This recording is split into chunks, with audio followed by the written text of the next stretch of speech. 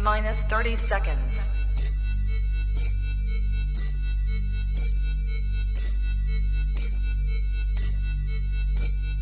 T-minus 20 seconds.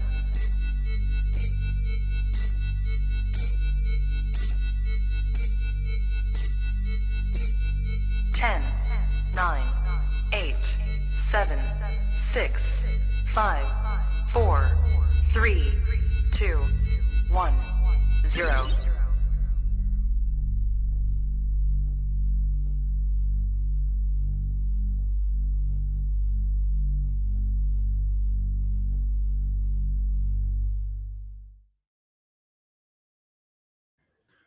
Good evening, everybody, and welcome back to KUSH'S Korner here on the Trap Talk Reptile Network, the coolest reptile network in the world. Tonight we have on Lisa Farinha, and as many of you know, she is very well known for her success breeding white-lipped pythons, particularly the southern phase white-lipped python. And tonight we will be doing a deep dive into her breeding strategy with those snakes, but that won't be all. Lisa has a very wide collection aside from her white-lipped pythons, including scrub pythons, my personal favorite. So we will be talking about all of that. But before, as always, USARC. So USARC is the organization that is fighting for our rights to keep our reptiles, to run our reptile businesses, and to pursue this way of life. Check out usarc.org for all the pertinent information you need to know about USARC. And if you are not already a member, please look into becoming a USARC member. As a community, we have strength in numbers, so the more people we have behind the cause, the better. And we are also brought to you by SUNDOWN Reptiles. Brian Susan of SUNDOWN Reptiles is one of the industry leaders when it comes to rare gecko species, tree monitors, abronia, green tree pythons, and the wide array of other species that he is working with. So check out Brian at SUNDOWN Reptiles on all different forms of social media if you are not already familiar with his work. And we are also brought to you tonight by the Reptile Super Show. So the Anaheim Reptile Super Show is coming up at the end of the month. It is July 27th and 28th in obviously Anaheim, California. One of the largest reptile shows of the year. One of my personal favorites. So if you are in Southern California or are looking to travel for a show, then please check out the Reptile Super Show. And last but certainly not least, we are brought to you by Blake's Exotic Feeders. If you are here in the United States and are looking for quail to feed to your reptiles, please check out Blake's Exotic Feeders. They hand raise everything at their facility in Florida, so you know you're getting a high quality product from a US-based source. Again, for feeder quail, check out Blake's Exotic Feeders. And here we are, back on another Wednesday. For full disclosure, we're waiting for Lisa to join the live a little bit, so you guys are going to get to hear me yammer on for a few minutes before we really get going. But on the topic of the Reptile Super Show, a few weeks ago, I was in Southern California for the Reptile Super Show and also Trap Fest. So shout out to MJ for hosting Trap Fest. It was a lot of fun. Got to meet a lot of really cool people. And talk to some really good old friends. It was one hell of a time. So big shout out to MJ for hosting. Shout out to everybody who came through. And the Reptile Super Show itself was a lot of fun.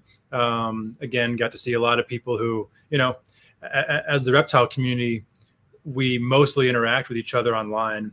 There's a few areas in the country that have very strong communities. I mean, I'll shout out the Chicago reptile community where I grew up. Very, very strong community up in Chicago. But in many places in the country, you know, you may have one friend an hour away from you who keeps reptiles. So, you know, going to these shows is really the opportunity we have to socialize with one another. That's what I cherish the most about the opportunity to go to reptile shows. But of course, as always, there are amazing animals there to see. A lot of good variety at the show.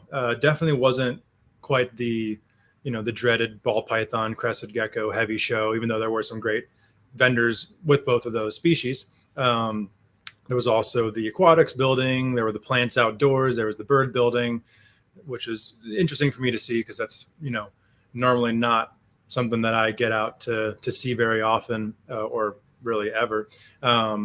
I probably wouldn't go to a bird show otherwise, but since we're right there, might as well go check it out. I'm glad reptiles aren't as loud as birds, is something I immediately picked up on. Speaking of the Reptile Super Show, we have my boy Alex. We were in the birdhouse together, and he got to hear me complain about how loud the birds were. It's almost like they make noise constantly all the time.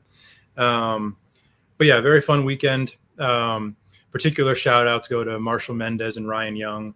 Got to spend a lot of time with them over the weekend, and those are two of my favorite guys in the industry, and two guys who I really look up to and have for a long time. So it was definitely a lot of fun to spend some time and bullshit, joke around, have fun. They might be the best not in that setting, Alex. I'll give you that. Birds are pretty damn cool, but when there are hundreds of them jammed into a room and you can't hear yourself think, then that's maybe where I check out, but maybe that's just me. So yeah, very fun weekend in Southern California. I love San Diego. It's one of the most beautiful places in the country. Also, shout out to Brandon Wheeler for having us over on, was it Sunday night? Checking out his collection, all of his carpet pythons, scrub pythons, you name it, emerald tree boas. Previous guest here on KUSH'S Korner. If you have not checked out the Brandon Wheeler episode, please do. I believe it was episode number 2 or 3. It was one of the early ones, but definitely was a good one. And then otherwise, some of you may have seen it, starting to have babies coming out left and right over here. Had a handful of scrub python clutches hit the ground so far. One that I'll be posting up tomorrow just had a clutch of Mexican pine snakes hatch out, which was pretty cool. My second year in a row breeding that species. Those are really one of my favorite colubrids, and a species that I think really is almost a perfect pet snake, because they have obviously the amazing natural coloration they do. No morphs needed to make a Mexican pine snake beautiful. But they're also a lot smaller compared to some of the other Pituophis species, bull snakes, North American pines that might get 7 feet or so. My adult female Mexican pine is no more than 5 feet long and pretty slender. So I think that, that's a size that most people live in an apartment can very easily house. And on top of that, babies eat fuzzy mice right out of the egg. They don't have, issues feeding like some other colubrid species. If your Pituophis isn't eating, you have a much bigger problem on your hands than a picky feeder. So very happy to have gotten a clutch out of them. 13 babies with almost a perfect down the middle sex ratio. So can't complain about that. But yeah, the scrub pythons, very happy with how the year went. Definitely some ups and downs. I believe in a couple of weeks here, I'm going to do another solo episode where I go more in depth on the scrub pythons from this year, with visual aid, which I do not have right now. We will have visual aid about Lisa's white-lipped pythons come later on in this episode, which will be pretty cool to see and to hear her kind of describe every step of the process. But anyway, back to what I'm talking about. So far, I've had 5 clutches of scrub pythons hatch out. One I don't count anymore. It was a rough clutch. The female, she laid 6 eggs and then became egg bound with the remaining 7 that she had. She ended up passing all of them, but of the good eggs that she did lay, only 2 of them went the distance. And they were really kind of rough, mangled up looking eggs. Both had babies, both live babies inside. They were both small, didn't absorb their yolk. One came out and passed essentially immediately. It was tiny though, about half the size of a normal hatchling, with some kind of facial deformities, some enlarged organs I saw immediately. So that, that snake wasn't meant to make it. The other one hatched out smaller than normal, but not as significant as the other one. But it only lived for about a day. So definitely disappointing. Just glad the female is okay. Really, she recovered very well, passed all of the eggs that were stuck inside her. So, can't really complain too much. It definitely sucks, but hey, it's snake breeding. This is what we signed up for. not everything goes perfectly. But with that said, I've had 4 other clutches with good, viable, healthy babies. The first clutch I did a show a month or 2 ago, which you can find the replay of here on the Trap Talk Reptile Network, where I went through my entire kind of history and process of my reproduction of Wamena scrub pythons, or Jayapura scrub pythons, which would more accurately represent them. But as the hobby in the US, we refer to them as Wamenas, or have for a very long time. So it's easier just to call them that, and sometimes describe the whole Jayapura thing, sometimes not. That clutch was absolutely perfect. She went for me last year as well, but she slugged out. But she went very early, so I wasn't sure if she was going to go again.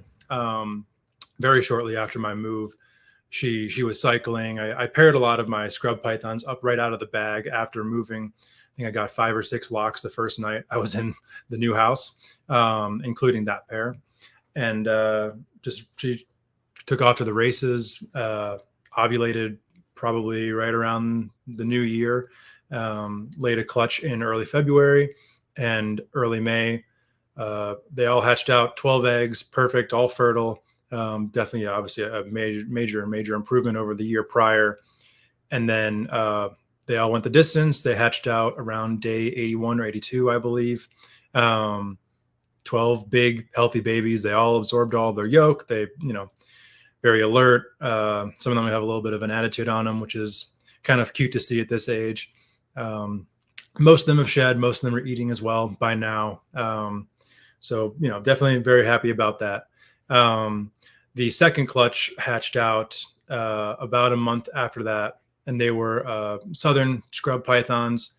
The female is kind of one of the like Tanamera-ish, darker southern females. Definitely not a Highland by any means, what we would call Highland, but a lot darker than the light colored Maruki southerns. And then the male is a patternless, of a kind of like a non-Highland patternless variety. So, that was cool. That female was pretty special to me. Again, tied back into the Reptile Super Show.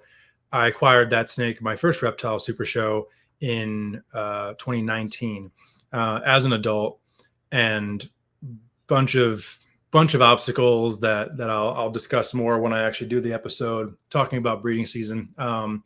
The primary issue being that the male that I had for her was not in fact a male. So that kind of set me back a couple of years, wondering why she would develop massive follicles and would do everything right, and right before ovulation would reabsorb everything. So that made sense to me. This girl became egg bound 2 years ago when I bred her, right when I figured out that my male was in fact a female. And I paired her up way too late in the breeding season. I threw another male in, they locked up right away, but she ended up ovulating not too long after that. And everything about it was strange. She ended up going egg bound and needing her egg surgically removed. The vet who did it said that it was a minimally invasive enough procedure to where she should heal fully from it and be able to breed again. So I gave her the following season completely off. Hurt me because she developed giant follicles, like 20 of them. And I just had to practice some restraint, and did not put a male in with her. She reabsorbed and was ready to go for this year. Only got 6 good eggs out of her. They all went the distance and hatched. 2 of them came out pretty deformed. And for anybody who's a Family Guy fan, if you remember the episode where Stewie made a clone of himself and then had the clone make a clone of Brian for him, that's what the babies looked like. So imagine that, if that reference makes sense to you, that's what the babies looked like. Other than that, four, I would say the biggest baby scrub pythons I've hatched out. They were, huge right off the bat, big enough to eat a small mouse. Very interesting. It'll be interesting to see in a couple of sheds. No patternless animals, which would make sense, considering that the episode that I did here with Ryan Young, he talked about how the patternless is a recessive trait. So based on a patternless to a normal pairing, all babies coming out patterned would make sense. But they have very tight, busy patterns, a lot tighter and busier than the mom. And although they're babies and they're so, pre-color change, they're very bright. So who knows what that'll end up being. One is showing a bit of a sign of a dorsal stripe, which is pretty neat. So, we'll see. But 4 healthy babies out of that clutch, so cannot complain about that. The third clutch was the first clutch of barneck scrub pythons for the year, and that one hatched out. It was hatching as I was driving back from Pomona, so a couple weeks ago, and that clutch was 14 eggs from the female. 1 egg crashed out in incubation, and then another one was a baby that was dead in the egg. But then the other 11 all hatched out, and they're looking really good. This pattern was a reduced pattern pairing. The female is one who bred for me 2 years ago, and she was pretty small at the time, shy of 8 feet long.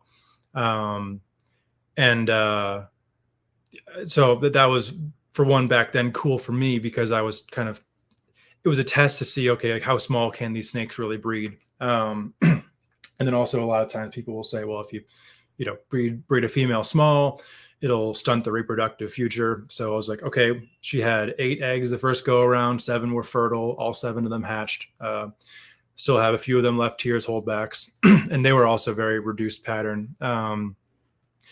So then this clutch to get 14 out of that female 2 years later was definitely very interesting, very cool to see. And she's maybe 9 feet long. So not a massive female. She definitely grew from her last reproductive episode. But now this year, and almost doubled her clutch size. It was pretty cool to see. The babies are all, I can't see pattern on any of them, which often is the case when they're babies, where pattern will kind of develop over time to a degree. But hopefully a lot of them will stay that nice reduced pattern look that I really like. Most people with barneck scrub pythons like dark contrasted animals, and I can't blame you, because those are incredible. But I really do have a soft spot for the reduced pattern maniquari phenotype, so to speak, even though, as we know from both the episode that I did with Brandon Valentine and then the one with Daniel Natouche, the phenotypes are as variable through the range as they could possibly be. So to call a barneck a maniquari is just irresponsible. But what the hobby calls the maniquari phenotype is that kind of light olive tan, reduced pattern, whatever look. And that's kind of how, particularly the males, but really both of the parents, they kind of resemble for these pairings. But when I was first getting into scrub pythons, those are the ones that caught my eye the most within barnecks. For whatever reason, just the softness of the pattern and the bright light tan coloration, just really was just really a look that I was drawn to right away. So to have some now that resemble that phenotype exactly, and then to be producing ones that are even nicer than the ones that I was geeking out at as a teenager in the back of the class in high school, trying to hide my phone from my teacher. We're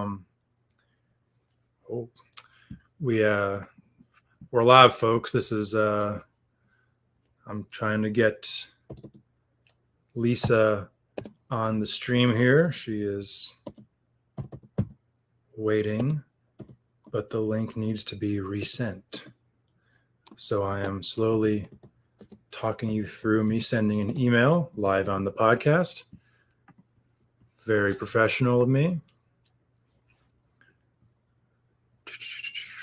And it is sending. All right. Hopefully Lisa in a second here. And so then, before Lisa jumps on, the last clutch that just hatched out, I would say these are the best snakes I've ever produced in my career so far. The female is extremely, extremely high gold. I've only ever seen one scrub python in a picture that I would say is more gold than this female. The male complements her very well. He's a lot darker, but a very nice gold base, high black. So the pairing really is just spectacular. What I was saying about the reduced pattern Barnecks is that oftentimes they'll be born patternless and then develop that pattern as they age. These are born heavily patterned. You can, even before the first shed, you can see so much pattern, which isn't always the case because they're before their first shed, they're super shiny. I mean, in the right light, you can't see anything under that sheen. And then after they shed, they have that classic matte finish to them, which is just kind of their trademark. Anyway, sorry, I'm losing my train of thought. 6 babies out of that clutch. It was a big clutch. She had 17 eggs, only 11 were fertile. A couple crashed out right away. One egg died like a week or two before the due date, and then 2 babies were unfortunately dead in the egg. So kind of like gut punch after gut punch. But with that said, 6 babies I will not complain about. And on that note, Lisa's here. Hey, how's it going? Hey, sorry about that, Steven. No worries. Everyone just got to hear me rant about scrub pythons for 20 minutes. So, they're probably glad you're here, but the time was filled. Do I look good, sound good, everything coming in clear for you? You look great on my end. Wonderful. Well, thank you for making the time tonight. I really appreciate it. And I would say you're probably my most requested guest. I don't know if you're going to believe that or not, but I would say for sure you're my most requested guest. So this was definitely this is a show that I wanted to do, and probably not soon enough. So thank you for being here. Well, I don't know what to say to that, except that I don't know what else I could say. I've been on a few other podcasts talking about the exact same things, but maybe you and I will just like bring out some new information. Yeah, who knows? And Katie had my same thought. That enclosure behind you, what's going on with that enclosure? Is that a green tree I see up in the corner? Yeah, I keep my arus in that enclosure. I plan on making another one for my Beox. What's the dimension of it? It's 4 feet wide, 2 feet deep, and 3 feet high. Okay. Wow. And are they permanently cohabbed in there? Yeah. I originally had another male in there with her, and okay. He was I wasn't sure he was truly an Aru. I think he is an Aru. He's just, I wasn't sure. So I got another male, and sure. I don't know. I like cohabbing. It's interesting. You get to see a few different behaviors that you don't get to see. Yeah. Yeah. I mean, you have the space for it. You have to make sure you have a big enough enclosure. For sure. Yeah. To me, green trees are almost the perfect snake for a cohab because you can feed them separately so easily. Yeah. Yeah. So far, I haven't run into any problems with them. They pretty much stay away from each other. Like they sit on opposite ends. Okay. They take turns. Like when she was gravid, he's underneath I have a radiant heat panel in there, and then I also have the LEDs. The LEDs they aren't UVB, they're just more for the plants. Sure. But they just switched sides when she was gravid. Okay. Interesting. And he hangs out in the front more, and she hangs out in the back. Okay. So I have lots of questions already about that, considering that you've bred them in that cage. But before we go too not deep, successfully, but yeah, I did get eggs from her, and the whole, it was mostly all slugs, and then the ones that were semi good ended up not making it. Okay. Yeah. So is with green tree pythons a lot of the time. That's the story of green tree breeders is just gut punch after gut punch. So, but anyway, before we get too deep into the conversation, for anyone who is not familiar with you, kind of, if you could give us a little bit of a rundown of your life in herpetoculture, kind of what got you into this and what got you to the point you are now. Well, I'm a late bloomer. I didn't really I wasn't interested in herpetoculture until around 2016 after I have some friends that are like reptile keepers. Like they have a pet bearded dragon. Their teenage son was really into snakes, and I was exposed to it through them. Okay. And I just kind of started getting more and more interested in it. I got a ball python in 2016 because everyone said it's the best first snake to get, and I really wanted a green tree python is what I wanted, but everyone said they're the worst. So I got a ball python. So after that experience, I kind of just I don't really believe in the best first, like, oh, this is a starter animal. I believe that the one that you are daydreaming about is the one that you should get, because that's the one that you're gonna really like study the most, and it'll keep your interest longer.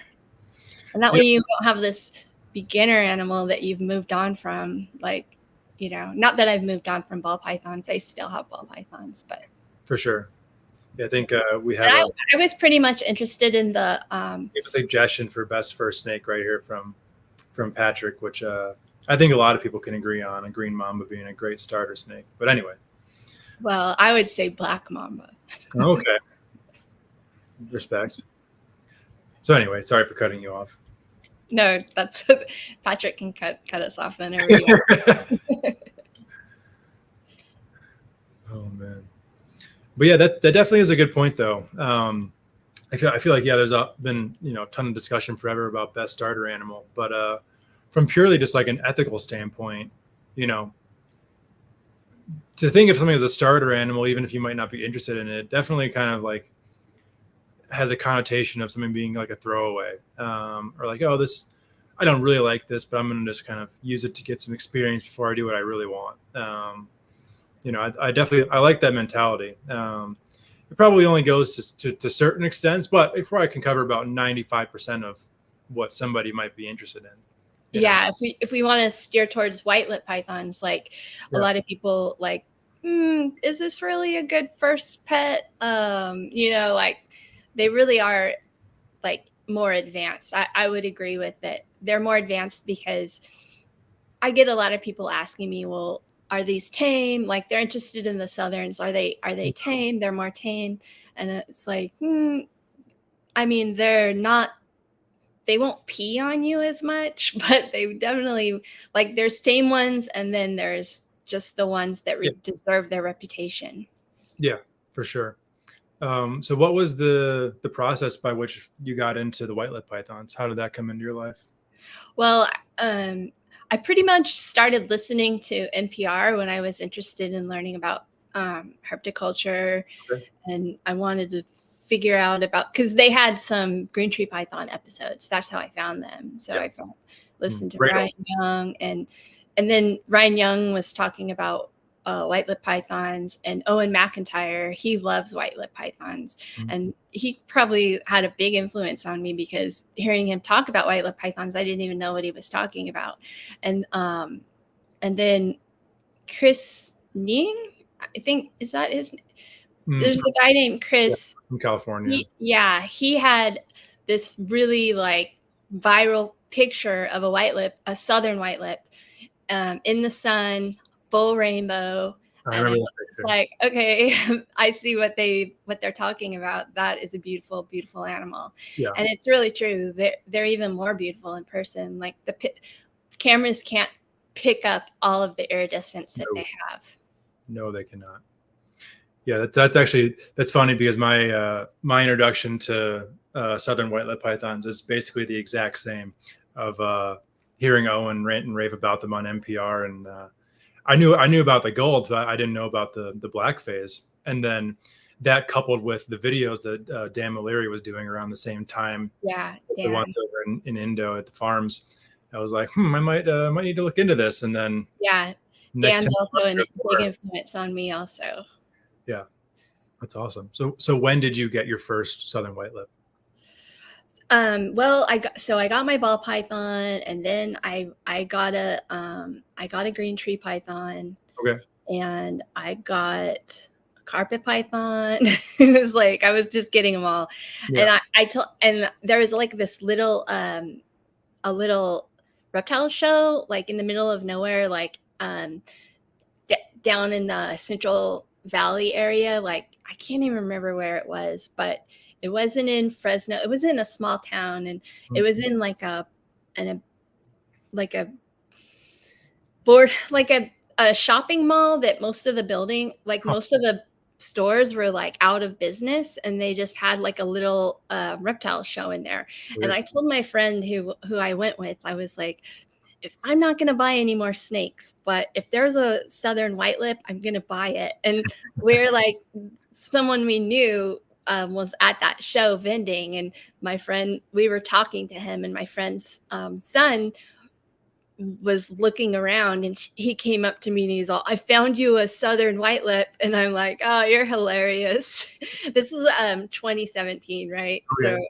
So they were hard to find. Like they've always been hard to find, the southerns. Like you can find northerns pretty easy, but the southerns have always been hard to find.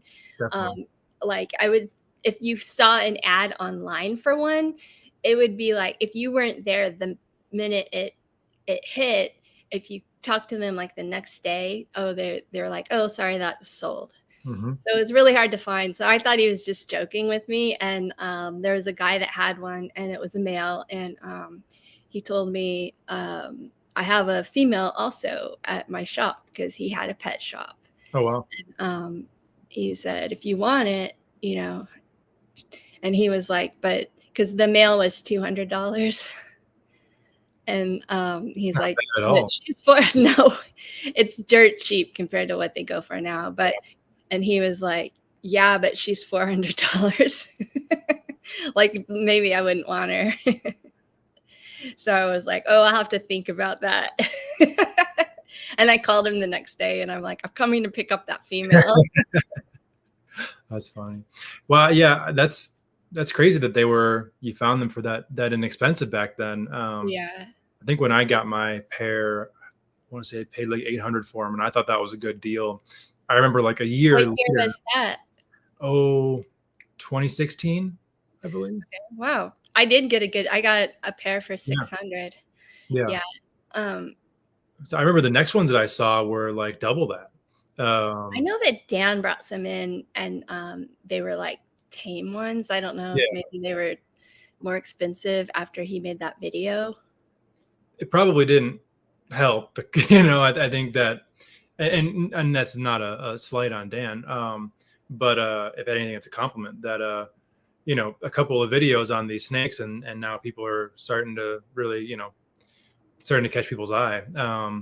That's how all this works. But yeah, those videos that Dan made, I think they took it to the next level as far as both the price and the popularity of those animals. So, but yes. Okay. So you said 2017 is when you got your pair? Yeah. And I thought when I got them, so I didn't know anything. I had no idea what I was doing. I thought at the size they were, I figured they were yearlings. Okay. I didn't know what baby white lips were like. And but now looking back, my guess is that they were the guy who I got them from told me he had them for 6 months. So my guess is they were like 1.5 to 2 years old, based on mine. Now, python size varies so much depending on how they're fed. Yes. Or if these were wild caught, they could have been older but smaller, or they could have, however he fed them for that 6 months, they could have been larger than mine. I'm pretty conservative with how I've been feeding mine. But yeah, so my guess is that they were probably 2, like around, give or take 6 months. Okay. And then from day one with those snakes, was breeding on your mind at all, or were you just so excited to have these animals? Yes, the idea of breeding is really what made me think, it's more than just keeping a snake in a box. You can do other things with it. You can breed them, watch this whole process of,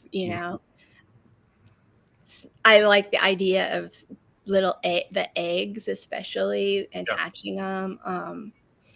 Like, it's like when I got my I had a betta fish, and it started making the little bubble nest.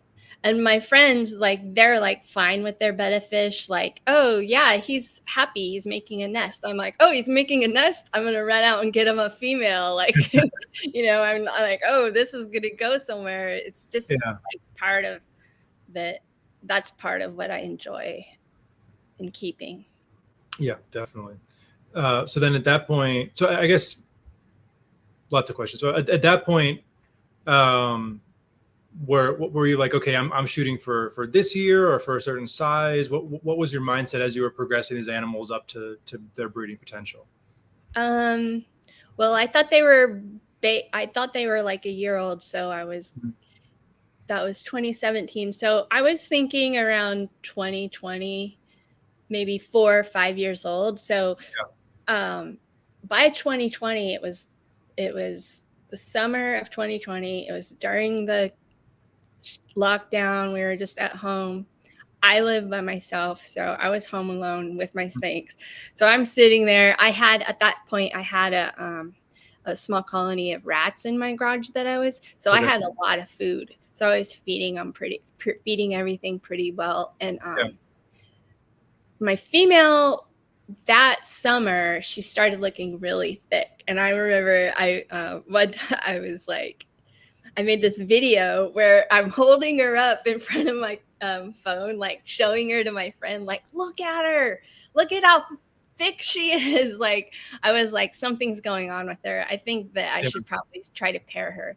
But even before, so everyone says that maybe their compatibility is an issue with them. So even before I was breeding them, I was introducing them to each other. Okay. Like, I would take them out and put them in like I would put the dogs outside and just let them like meet each other on the couch, or I would co-have them sometimes in her cage, sometimes in his cage, and they always got along. Like, I never saw any breeding activity, but they would like cuddle. They're really cuddly snakes. Like, they like to sleep together and cuddle. Okay. Did you ever have any issues come up at all at any point in time with them? Not until that summer. So after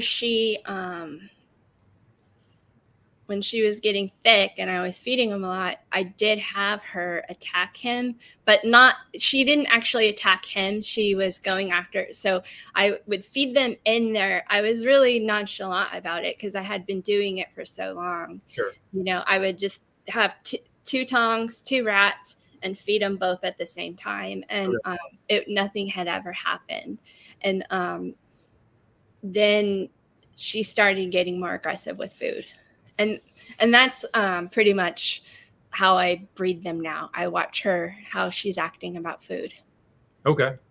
So that first year when you were seeing that swell over the summer, did you pair them up and did anything come of it? Yeah. So I started after, I listened to NPR a lot and I pay attention to the carpet python community. And I've learned about breeding through how people breed carpets, how you feed them in the summer, and then you going into the fall, you're slowing down, or in the fall, you're dropping temps and she'll go off food, and then you pair them and they breed and then you get eggs, something like that. Yeah. But I tried that. So I was like, okay, so I started dropping the temps and I put them together. They were cuddling like normal, but she didn't like it. As soon as I dropped the temps, she went off food. And I thought that was a good sign. I was like, ooh, she's off food. Maybe something's happening. And I never saw any locks. Then she finally went into shed. And this was like by December. And she was in shed for a really long time. And when she came out of shed, she was totally, I was like, there's no way she's gravid. And she didn't go right back on food. It took a little while, and then she went back on food. So I thought, okay, that didn't work. I'm going to pay attention more to what Ryan Young, I just started listening to Ryan Young on repeat. And he would talk about food cycling, and he also would talk about how warm his temperatures were in the summer. And my room gets really warm in the summer too. But I thought I was just thinking, I'm not going to drop temps next time. I'm just going to let it ride, but I'm going to do heavy food cycling. And so I wanted to so it was the spring, and I was feeding her up really heavy because I was going to fast her all through the summer during the really hot season.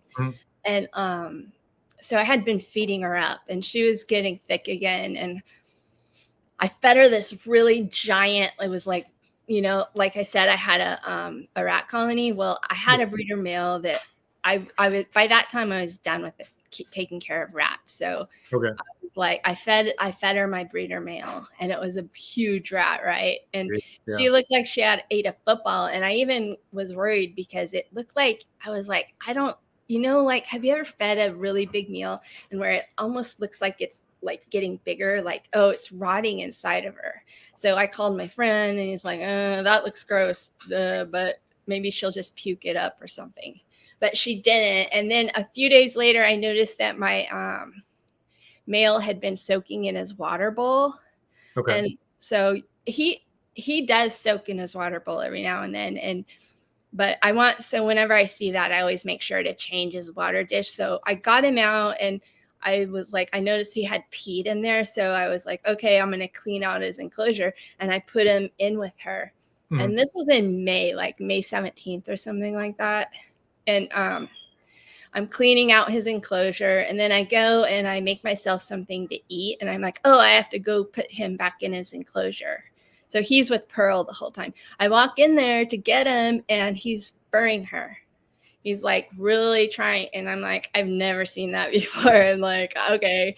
I turn off the lights, and I tippy toe out of there, and I start texting all my friends. Oh my God, Jet spurring Pearl. I was really excited. And they're like, leave him alone, leave him alone. And I'm like, I have to go check on him. And I went in, and they were 20 minutes later, and they were locked up. And they were locked up still in the morning before I went to work. And that was the only lock I saw. But what was it? I wrote it down. So that was May 17th. I left them together after that. And I never saw another lock, but they cuddled a lot. And And whenever you want me to start pulling these pictures up, I have them all ready to go. So is this? Okay. Most of those pictures are from my second. That the story I'm telling you about right now is when it was kind of an accident. And, cool. Just wanted to make sure. Yes, she laid by that. So she, ovulated and then laid. And I asked Ryan Young, because I was really worried because, usually he breeds in the winter and gets eggs in the spring. And I was worried because my room gets really hot during the summer. Like when we have the heat waves here in Sacramento, we get like 110 degrees, and my room gets really warm. It can get up to 90. So she was developing and gestating during that time when it was like it was so hot. Yeah. But I actually think that if you want to bring up a picture, because I can show you. So what I did the next year is I wanted to see if I could repeat it by intentionally doing it to prove that, okay, this is what happened, and you can do it again if you follow this method. Yeah. Because I know that I know people who have had, like if like a hard to breed species, like take ring pythons, for instance. I know several people who have raised up ring pythons, gotten a clutch, and then has never been able to get a second clutch out of that female. Sure. Like that beginner clutch is like her first season when she's mature and she's ready to go, but then they can't repeat it. Sure. Yeah. So if you want to pull up the picture of Pearl looking out the window when she's like kind of thin, it's I don't know if I can actually. It's the one. I think I got it. Yeah. So that isn't. I sent you that picture to show you an example of. So this is her after she's been fasting through most of the winter. Okay. To give people an idea of like their body composition, what you're looking for. So this is her. I wouldn't pair her during this time, but it's okay if you let your female get a little thin. In fact, so when I was saying earlier about I pay attention to Pearl, her food, her appetite. Mm-hmm. So it's interesting because people will tell me, oh, they're always hungry. They always have a strong appetite. And that is true. But there is a time when you go into the room and you can't move around because they'll start, both of my females, I have 2 adult females, and they both do it. They'll start bashing their faces against the glass. Any movement, any shadow, bash, bash, bash. But after you've been fasting her for a while, you'd think that would get worse. But it's actually the opposite. She calms down, she goes into her hide, and she pretty much stays in there. And she doesn't bash her face. But if I brought food in there and showed it to her, she'd go eat it like a maniac. But she's not hunting. She's not demanding food the minute I walk into the room. There's a difference. And it's you need to get them to slow down and stop. Like if you're just constantly feeding them, you're not cycling them. You're just keeping them at an equilibrium. It's kind of like, it's the exact same thing. Like I don't drop her temperatures or do anything like that. But when people brumate their corn snakes or their colubrids, what is the same? They're doing the same thing. They're fasting those animals. Mm-hmm. And maybe it's the fast that's triggering the animals to. It's more the fast than the cold. The cold just helps them not lose as much weight. When they're fasting, like she will lose weight. She's pretty skinny right there. And then if you go to the next picture, she puts on weight really fast. Like this is like weeks apart of me feeding her like every 5 days. Okay. I should pull up the so I can tell you the exact dates. Okay. But it only takes weeks. Like because she's been down like that fast, once you start feeding her, she starts putting the food into her follicles like immediately, especially if you're feeding her like every 5 days or, this to go from no food to suddenly there's food. Okay, it's time to go. They don't want to waste time. They're going straight. Like if this is going to be the season, I need to start growing those follicles. Yeah. Interesting. Yeah, it definitely makes sense. In this picture here, she doesn't look like she's all that big. How big is she? She's not a friend. Like I can hold her and manipulate her, but I have to watch her, and sure. I have never been able to measure her. I just get her out and kind of like measure her against myself. Like I'm 5'5", and so I'm guessing she's like around 7 feet. Oh, maybe, okay. Maybe a little less, maybe a little more. Okay, interesting. Yeah, I mean, so that's not a terribly small snake. Okay, so then I guess let's to backtrack to the first breeding season. So you paired them up in May, you said, after that big meal. Yeah, it was May 17th. I remember that date. Okay, and then I mean, do you attribute that big meal to her kicking into gear? Yeah, well, it wasn't only that. That was going to be like her last meal, like her last supper before the fast. So I had been feeding her for a few weeks. Like she was looking good. And so when Jet saw her, he was like, damn, girl, you look good. Okay. Very cool. So then from that point to her ovulation, what was the process like? Of that first, like the first copulation you saw? I just left them together and I never saw another copulation. Like he would cuddle her and stay with her. Like she would go and bask under her heat panel and then go back to her hide. Yeah. And he would go with her wherever she went. But I never saw another lock. And when they lock, it's like they sprawl out. You know, it's not like I don't see Okay. like secretive locks. Interesting. They'll go, and I think you have some photos of their locks, but yeah, they like to like lay, like sprawl out. And Okay. Interesting. Yeah, that's good to know, because I tried to breed a pair of northern white lips that I had. They're wild caught as adults, and I don't think I ever really had a shot. And I also didn't really know what I was doing, but yeah, they would cuddle a lot. They were very like tightly wound together. So I was always wondering if they were doing anything and I was missing it. But now, based on what you've said, definitely not. And okay, so well, I think there is one. I got one picture of a lock. I don't know if I sent it to you though, of a lock when they were inside their box. But see, normally I have a hide box. This is in Pearl's enclosure. Normally I have a hide box right there, but I pull it out during breeding season. okay. So this is the second year when I was doing it intentionally, and they would, I would put them together. They would lock up, and then they would separate, and then I would take him out and put him in his enclosure, feed her, wait a day, and then put him back in there until they would lock again, and then repeat it.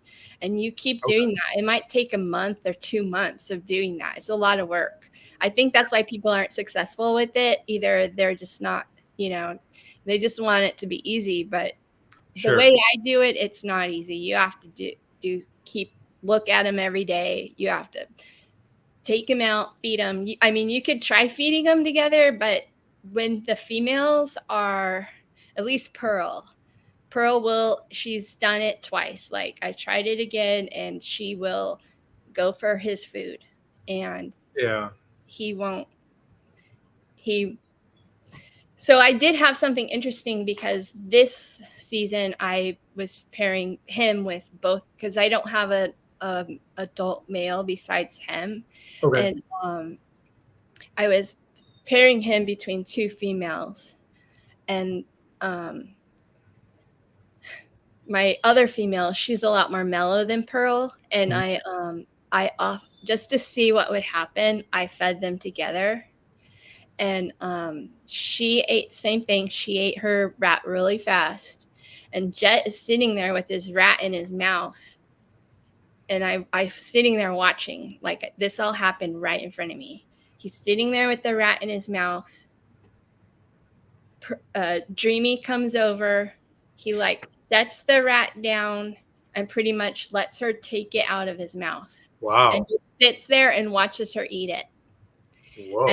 And that was, she wasn't letting him lock it that until after that. That night, he locked her. I swear to God, I'm not joking. Like, I told this story on the other podcast I was on recently, but it's like, it blew me away. Like my jaw was on the floor. He literally was like, here, girl, you eat this. And then later.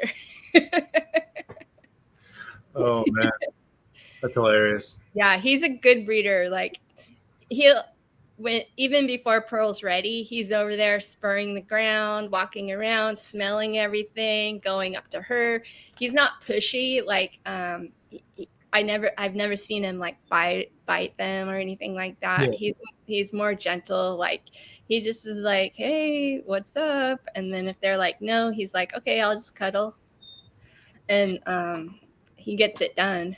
He's a respectful gentleman. Yeah, I'm raising up another male, and he's kind of a crazy one. And I'm kind of scared because Jet's kind of mellow compared to this one. Like he's never bitten me. He'll like headbutt you if he's not in the mood, but he's pretty calm. And I'm like, what is this little crazy male gonna act like? Like maybe that's why I've been lucky, because I have a really good gentle male. I think that's a huge part of python breeding, especially with some of these difficult species, is having like a really badass stud male. I've definitely seen that with my scrub pythons, is that I'll have females that I was struggling with or whatever, and then I put in the old trusty male, and he gets the job done. And for me at least, most of the time those really good males have pretty chill demeanors. rarely is the like super. I don't actually really have any like crazy aggressive males, but and even with other species too, I feel like that good male is a like one of the most major keys, and definitely interesting that you've experienced that too. So back to the first reproduction, because I want to do a deep dive into the second one. When did you get the ovulation on that first reproduction?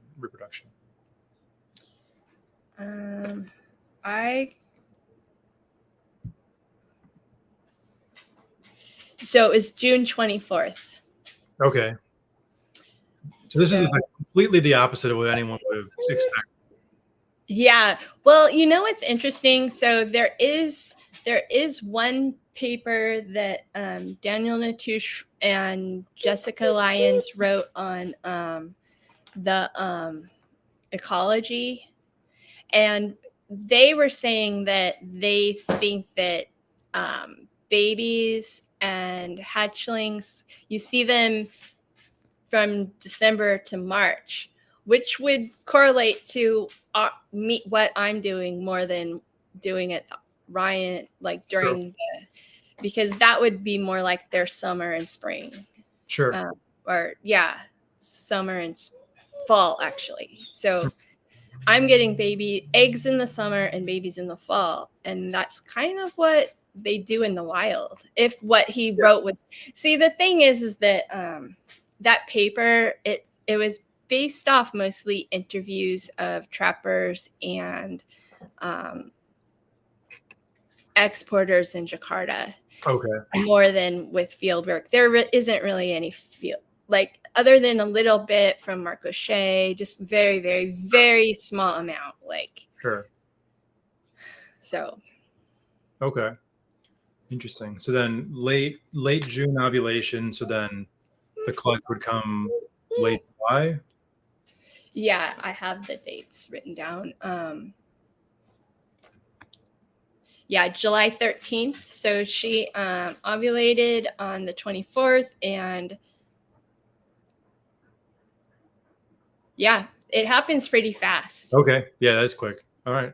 Interesting. Or wait, no, no, she shed on July. So she ovulated in June, and then shed in July, and then eggs August 12th. Okay. I'm like, that doesn't sound right. Wait, what am I talking about? Okay. Cool. And then how long is their incubation period? Around 62 to 65. Okay. Is what I've gotten. Not terrible. And I incubate around, set it for 88.5. Okay. But I'm not sure. I have just like the igloo cooler. So I don't know how accurate my incubation temperatures were. But I did have this year, so Dreamy's clutch, her whole clutch crashed.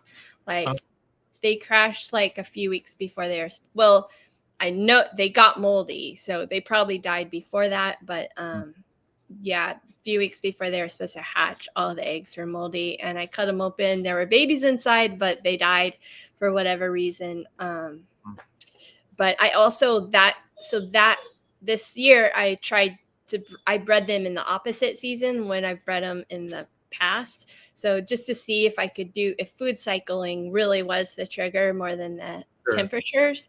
And I was able to get eggs, but I was less successful because Dreamy's whole clutch crashed. And also, even though Pearl's eggs 100% hatch, it was really weird.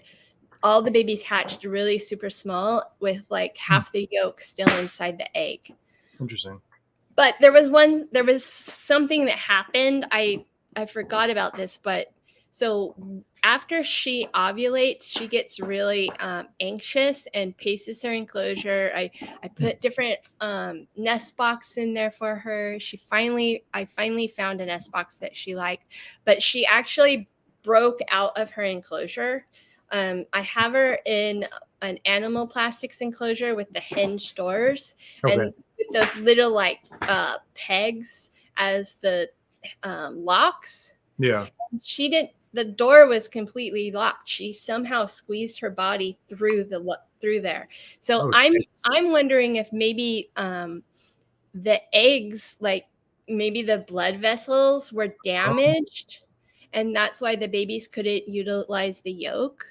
I don't know. It's just really weird that it was the whole clutch that it happened to, and that's the only thing that, I mean, I incubated at the same temperatures, the eggs. So Dale DiNardo said that's usually a sign of dehydration, that you see babies hatching with a bunch of yolk inside the egg. But these eggs didn't look dehydrated, and the way I incubate, they have like 100% humidity inside the egg chamber. So I'm kind of leaning towards maybe it had something to do with that incident when she squeezed through the enclosure, the door. Dehydration at what stage? During incubation or of the mom prior to laying? So it was when she was gestating. It was like a few weeks before she was due to lay. She wanted out. So she broke out, and I was like, oh God, where is she? And so I had made this egg box, a nest box for her. And it didn't seem like she liked it. So I took it out and I put something else in there for her. And I had it set up on top of her enclosure. And that's where she was. She busted out and went inside there. Oh, wow. So she knows that because, you know, she doesn't trust, she wants to find a place to lay her eggs away from me. Sure. So that's what she's done that another time, because she's the type of snake you can open her enclosure, grab her water, dump it out, and like get her fresh water. She never leaves her enclosure. She stays in her enclosure. But if she's gravid, she'll go out of her enclosure like faster than you can turn around. That's so interesting. And one time, so I used to keep my fire skinks in there, and they're in like a big aquarium, and she went in there, and they have a bunch of dirt, and she buried herself in the dirt. Like I left the room, came back, and she was in their enclosure in the dirt. Wow. And it's like those skinks probably were freaked out. I have to imagine so. Jeez, that's crazy. Yeah.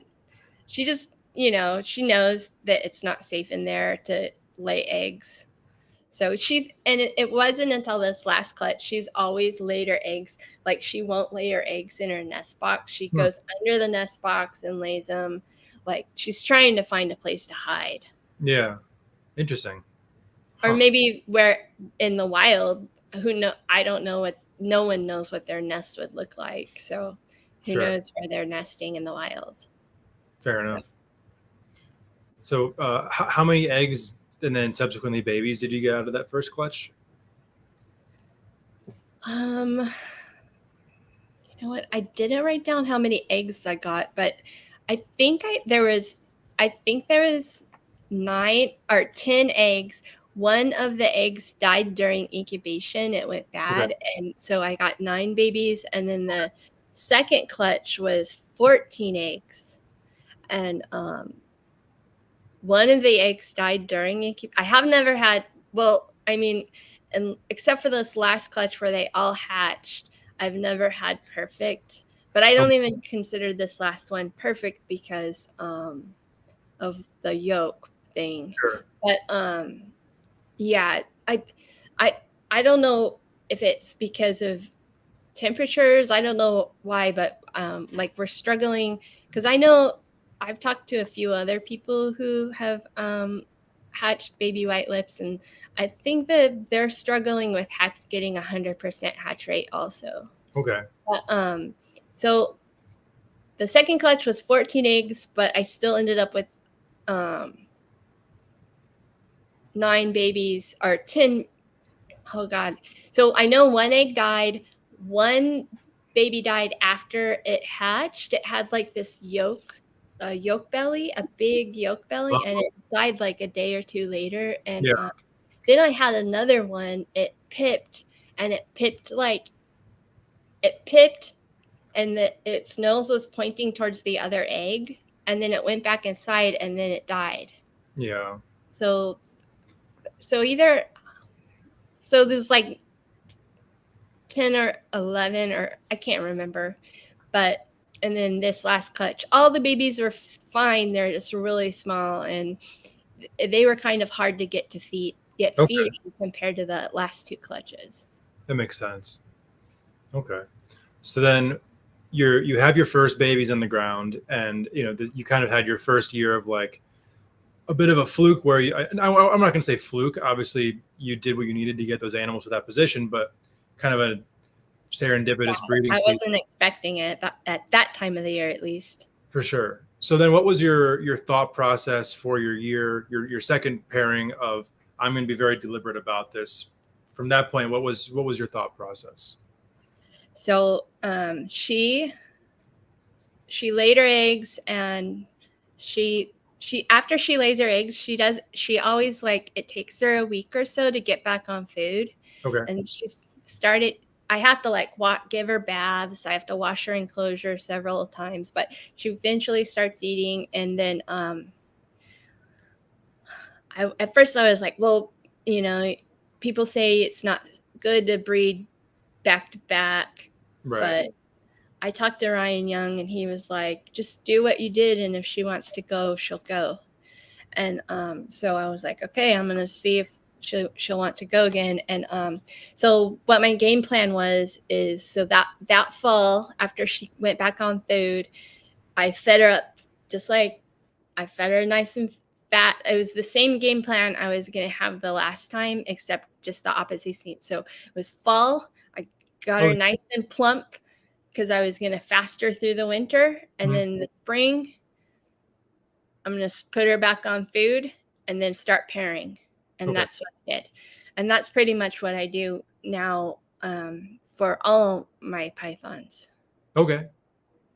So when do you cut them off for that winter fast? It's not like I don't set it like a date. Like, it's just, I play it by ear. When she starts looking really fat, when the weather outside, I go by the weather outside, like when it starts getting cooler or when it starts getting warmer. And also, so instead of doing it like, oh, I feed heavy this time of the year, I like doing it like the spring, winter, fall, feeding heavier in the fall and the spring, and less in the summer and winter. Because I noticed that was the spring and the fall is when they start bashing their faces. That's when they do it. Like, once you start going in there both of them have been fasting. Like, I fed them up after they bred, and they've been not like I've when I say fast, like I look at them and watch their I make sure they're not getting too thin, and I will feed like small meals every now and then, but mostly they're not eating. And Pearl's she's just been in her hide, and she'll come out and bask and then go back in her hide, and I can go in there and do anything, and she just will sit there and watch me.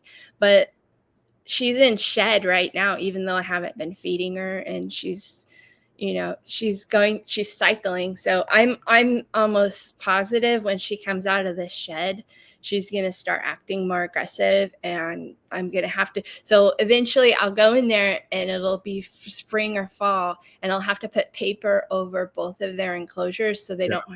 Dreamy actually, it bashes her face so hard she split her lip. Ooh. So luckily Pearl has never done anything like that, but yeah, Dreamy now has a little scar on her lip. Wow, that sucks. And Dreamy's already, she didn't go into, I didn't feed.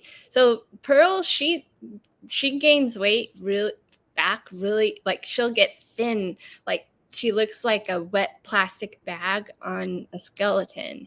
And but then I feed her a few times and she looks normal. But Dreamy, for some reason, I fed her and she didn't put the weight back on as fast. So and she's already back. She's been on a fast for a little while. And the other day I went in there and she bashed her face. So I'm like, oh, is she already saying it's time to go?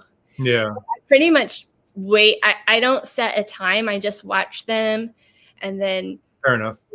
The summer solstice happened and the days are bright and now they're getting darker again. I don't know if there's 2 windows in there. I don't know if that, or it's just a certain amount of time when their body starts telling them, okay, you need to start eating. But I pretty much just follow their behavior. Okay. Interesting. So at this point, I want to go through some of these pictures. So this was, as we were saying before breeding season, kind of at the end of her fast, right? Yeah, that was February. I know that was February. I'm not exactly sure what day though. Okay. And then her after a few meals. So will this be like a month or 2 later? Yeah, I want to say that's in March, but let me I think I have the keynote. Yeah, so, and she also, so that's not like, she gets that pretty like glow where she gets more silvery on her sides. Like Pearl does that a lot. Okay.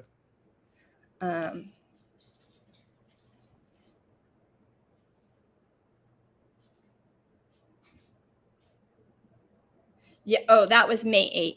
So I had been feeding her for a while, but I don't know if I had been pairing them at that point. Okay. So then what do you look for that says, okay, it's time to start putting them together? Do you look for behavior? I probably was pairing them by then. I look at her body condition and then also my male's behavior. He gets really like, you can, even though I keep them on paper, you can tell he's been pacing because the paper will get crinkled up in the front, and then he pushes his water bowl around. He pushes his hide boxes around. Okay. So you can tell he's looking for her. Yeah. Pheromones that are getting him going. Yeah. But I will just randomly put him in there to see what they do. And, you know, but if they're not doing anything, I'll take him out because I'm feeding her still. Sure. Do you think that initial pairings like that could spur her follicular development, just to have his presence around, even if she's not ready for him yet? Possibly. I kind of think people always love to say that that females, that males drive females to develop, but I think females drive males to develop too, because even though scientists say that males only develop sperm once a year, I kind of think my male does it more often than that. Sure. I mean, it would make sense, you know, especially like you're opportunistic. Your life goal is to replace yourself as many times as you can. Why would nature limit you to once a year? Yeah, I think he does it right along when they're doing it. I think they spur each other on. Okay. You know what's interesting in this? I'm sitting here staring at her. Like, so can you see those little spots on her? See those little, like, you can kind of see that. You know what's interesting is that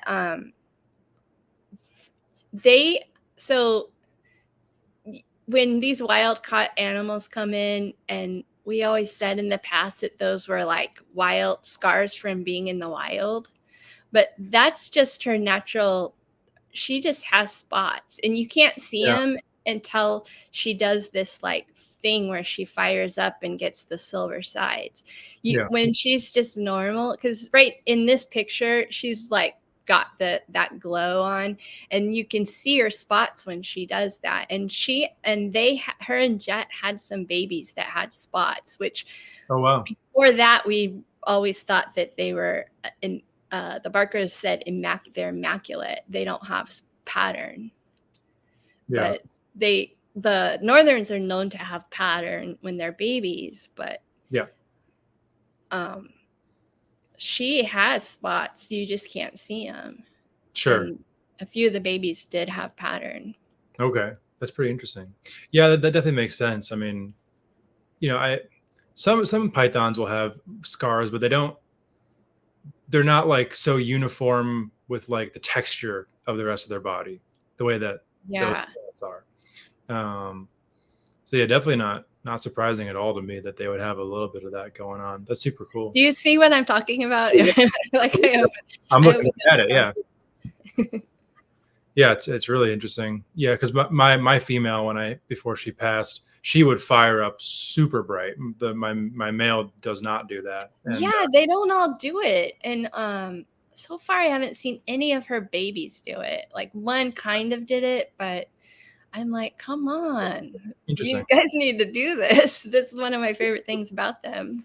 So it's not like a male female thing. It's just like specific animals in your experience. No, because Ryan Young told me I think it's his male does it. His male does it, but his female never did it. And that's how, like, my male, like when he comes out of shed, he looks a little bit of a glow on him, but Yeah. I'm like, am I just like squinting my head, tilting my head and squinting my eyes, trying to see it, you know? He's just extra shiny. But, you know, when they do it, you're like, ooh, you know, when they do it, their head looks extra black and their body looks silver. Mm-hmm. Yeah, that's one of my favorite parts about them. Kind of almost like not the exact same, but similar to how Apodora go through their color phases. Yeah, that's awesome. So it's almost like, you know how like some people blush and some people don't blush as much. Like, I'm one of those people. I turn red really easy. And I'm like, it's embarrassing, but I'm like, well, I'm just one of those type of people. And then the snakes are like that. Some of them blush and some don't. Yeah, fair enough. So then is this the first copulation you saw with the pair? Well, this was my the year when I was 2022, when I was like going for it, and they were just copulating all the time. Okay, cool. Yeah, they were like that. I have the one where they were doing it in the box, and they do it. You know, I've never caught them in the water bowl. Like Pearl won't soak, but I'm sure that if she was in the water bowl, he'd go in there and they'd do it in the water bowl. Yeah, fair enough. Yeah, so there's lots of pee that happens, and yeah, you can see her. She starts to swell, and like the whole time, I keep thinking, "Oh, that's her ovulation. That's her," and then she just stays that way, and it takes forever. It looks like she's like, for the longest time, you're like, "That's an ovulation," but you just have to wait. Yeah, this is another picture. Yeah, that's her getting her glow on. You can see in the pictures how she looks different. Like the ones when and then this, I don't know, like just looks so beautiful. Like when you see them look like that, you're just like, oh God. Yep. I wish someone was here and they could see this. So remind me again, once you are actively doing your introductions, how often are you feeding your pair? So I'll feed her like depending on like what site. So if I have like a larger rat, then I'll wait like 7 days, but it's at least once a week. But but I also did things where I was like, here, I'll just feed her a small mouse like every other day, or not a small mouse, like a small rat or a chick, you know, just throwing food at her. Like there's food, like I just want her body to constantly be in that state where it's getting food, because, you know, that's a harm we know about how like pythons have this really awesome thing where they can grow their organs, and, you know, it's this whole hormonal like shift that their body goes through. So I just want her body to stay in that. I don't want it going down and up, down and up. I just want her to keep growing. Like you can tell, like when you see her follicles growing like that, just keep feeding her, and don't stop until she ovulates. I think people like will get hesitant and not keep feeding, but I think you have to keep feeding them. Yeah, I agree with that. I've had people reach out about like scrub pythons, even Bolin's pythons, where they'll be at this stage where they're like, is this an ovulation? Is it not? And then and if you're worried about it, just feed like a smaller meal, like, you know, like see how it goes. Yeah, but then most of the time, almost all the time with pythons, if they have ovulated, they're not going to eat. Is that your experience once she Oh, ovulates? once they ovulate, it's a whole different story. Everything changes. Yeah, they won't eat. Even I would say like one time Pearl, she didn't ovulate, and she like they do the thing where they're like, oh, I want to eat that, and then they're like, they just don't. They're like, like, and then they just don't eat it. It's like part of them wants to eat it, but then they just are like, I'm so full, I can't eat it. Like they're like, I love cake, but I just can't eat another bite. I've had females do that where I know that they're close to the end, and I'll put a rat in there, and like they shoot out and hit it like instinctually, and then within 5 seconds they're just up and looking around like, what the hell is going on? And it's like they don't even recognize that the rat's there anymore. Yeah.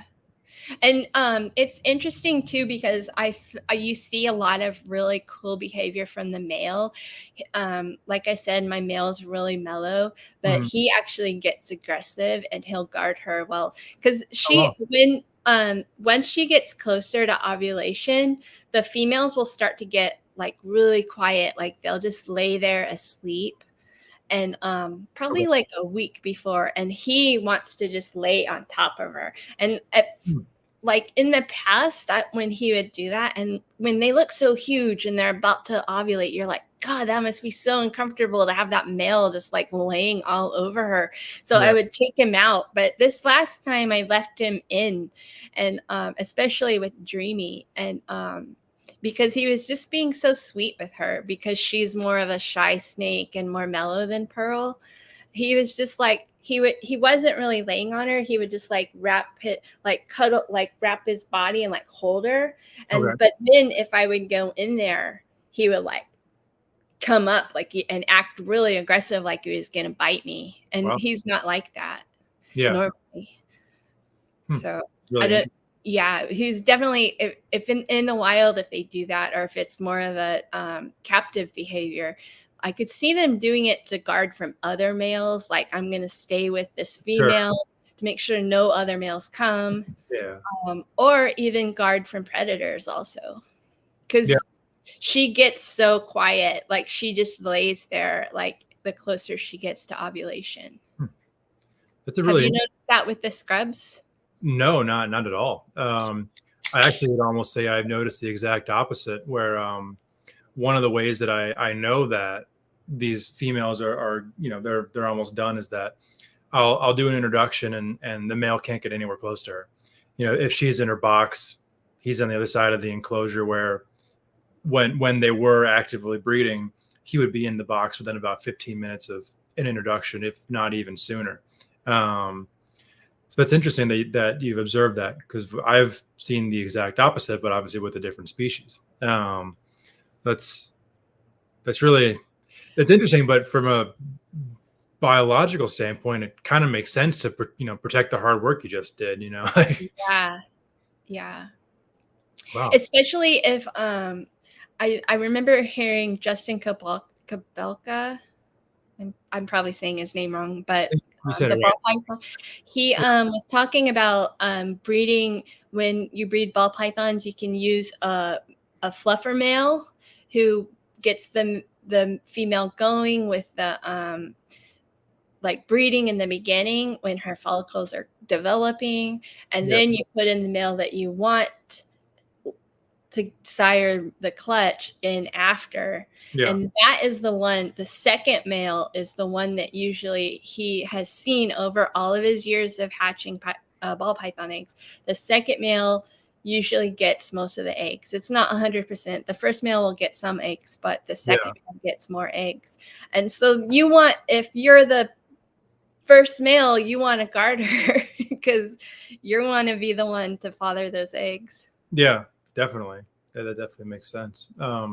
So this year, and we're kind of jumping around, but you bred both of your females. You bred with the same male, correct? Yes, and I always say that I wouldn't do that again after doing that. I did get, for the first time, both clutches had slugs. Well, one slug in each clutch. Okay. And it was probably because I was having to spread him thin, and I don't know. It's just maybe it was because also I noticed that he got really thin, and it started to worry me. So that's the other thing, because he, like, I was trying to feed him, like I said earlier, and he gave his food away, and so he kind of went off food. Like he like, that's the other thing. He'll like get mad when I'm trying to feed her and like get the food and like just because he's trying to attack anything that gets near her. Yeah. Okay, that makes sense. Yeah, I was gonna ask because yeah, he got really thin. I was kind of worried about him. I was like, oh my God, he's so thin. Yeah, because I have yet to have multiple females bred by the same male in the same. Am I lying right now? Actually, I am lying, but not successfully though. This year I had a male Barneck sire 2 clutches, and one of them didn't go through. But yeah, I mean, what was your strategy as far as spacing it out to where both of the females are getting, mated at appropriate times, so that he was actually spending most of his time with Pearl, because at first Dreamy, this was her first year. Same thing. I got her in 2020, and I had been raising her up, so I wasn't even sure if she was ready to go, but I was doing the food cycling with her and just trying to see. In fact, I actually wasn't even sure that she was a female, because I bought her as a male, and I probed her and had friends look at her, and they were like, I think it's a male. And I kept saying, I think it's a male, because one side probed really shallow and the other side probed really deep.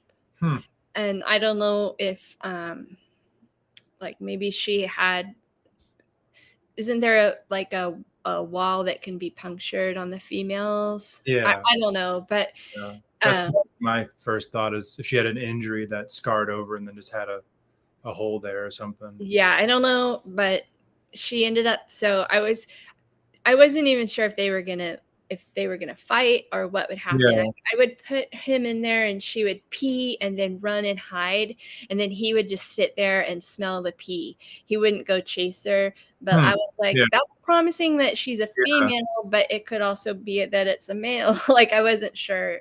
He wasn't like spurring the ground. Like, if I put him near Pearl, he just starts waggling his little spur and like going around. But he knows Pearl. I think he just, maybe she wasn't ready, and her pee was like, I'm not ready. And so he was just smelling it, saying she'll be ready after 5 more rats or whatever. Like, that's funny. But yeah.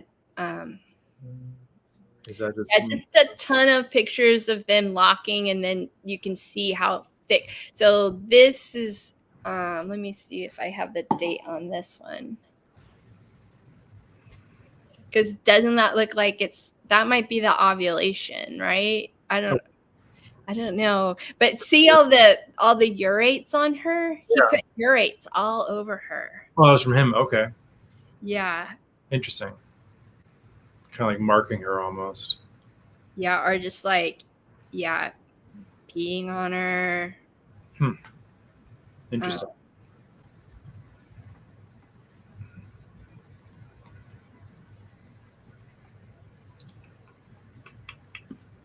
That says June 3rd. So that would be, so this is the 20. So I wrote down ovulation June 3rd. So that's ovulation. All right. Yeah, interesting. It's pretty high up too, which would definitely make sense. Yeah, it's hard to tell because she just swells for like it doesn't have the way Pearl does it. It like even Dreamy, like for the longest time, I'm like, that's the ovulation. That's the ovulation. And then I'm like, okay, that has to be the ovulation. And then I know it's the ovulation because in a day or two, they go back to looking a little bit more normal. Yeah. Yeah. I have to approach my scrub pythons the same way so far. I write all my notes on my cages, and I'll have like 4 in a row that are like ovulation question mark, ovulation question mark. Okay, good. I'm glad I'm not the only one. Exclamation. But one question that I have for you, I've asked a couple scrub people about this, but I wonder if the same with white lips. When she is ovulating or about at that point, do you notice that he'll go into a shed cycle at the same time? Oh yeah, they do. He does. During the whole, because my breeding process is so long, and I start breeding and pairing, and it takes a few months. They'll go, like, she'll go into shed, he'll go into shed, but yeah, he does. It's usually I have to let my dog outside. Yeah, no worries. Yeah, he does. It's pretty much on par to when either she's about to ovulate or it's right after. It's right. It's not exactly like, oh, he sheds, then it doesn't happen exactly like that, roughly right around this time. Yeah. Okay. Interesting. Sorry, I can hear you. I just have to let him outside. No worries. But yeah, that definitely, I haven't noticed that in past years, but I also maybe just wasn't paying enough attention, and I had a much busier, more stressful life. But yeah, every female that ovulated this year, it was like clockwork, that the male would go into shed around the time of her ovulation, which I like to know, because now, for a species where the ovulation isn't always quite so obvious, it's a way to kind of like have a two-step verification of, okay, this is probably what happened given the behavior of the male. I noticed something else, and now I want to ask you if you've ever noticed this. After they go through the breeding cycle and it's over, the male has already shed, and he'll shed again, and usually that shed after the ovulation shed, it's like these huge, I know they're not sperm plugs, but that's what we call them in the hobby. Right, yeah. These huge sheds of his hemipenes, and they'll be like all crusted, like he just got all of the semen and the unused everything out. Have you ever noticed that? Because I will notice it on my male, and it happens about twice a year. And that's why I think that they produce sperm more than once a year. I will have to pay attention to that. I can't say I have noticed that, but I also haven't looked. So it's really noticeable. Like, it'll be like on the shed where the usually you see like the hemipene sheds. Yeah. It'll be like, sometimes it's not as, but there is one time where it was like 2 BBs, like he had dried old semen that was just sitting there. Interesting. And it when he shed it out, it was, I have a picture of it. I can find it and send it to you if you're interested. Sure, if you'd like. That kind of makes sense, though. Replenish or just kind of clear out the system before. And that's usually when he'll soak for that shed too. That's when he likes to soak. Interesting. Yeah, I'll have to keep an eye out for that next season. I can't say I have attempted to look at that, but it would make sense. Have you seen that like year after year? Yeah, that's why I mention it, because I noticed it the first time I noticed it. It was before I had ever tried. I was like, ooh, he's obviously mature. He's developing this. Sure. At first I thought something was wrong. Maybe like, I was like, what the hell is this? But he'll also like, he goes in his water bowl, and I'll find like the hemipene sheds in his water bowl, and it'll be just like floating in there, and you'll be like, what is that? And it's like, because they have weird shaped hemipenes, and it'll have like that little antenna on it, and I'm like, oh wait, I know what that is. Yeah, it's really cool. Yeah, that is really neat. Interesting. So to kind of keep going down the line, is this kind of dying down of the ovulation, or another shot of the ovulation? Yeah.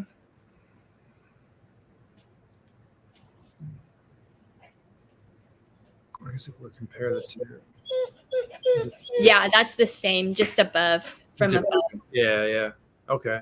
Yeah, and from that angle, you can really tell, like, kind of right after like that S curve on the right side ends, how like this so tall, just super full.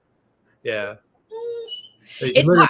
I think if she wasn't, she always ovulates in her hide box. Okay. And I think it would be easier to see it if she wasn't in there.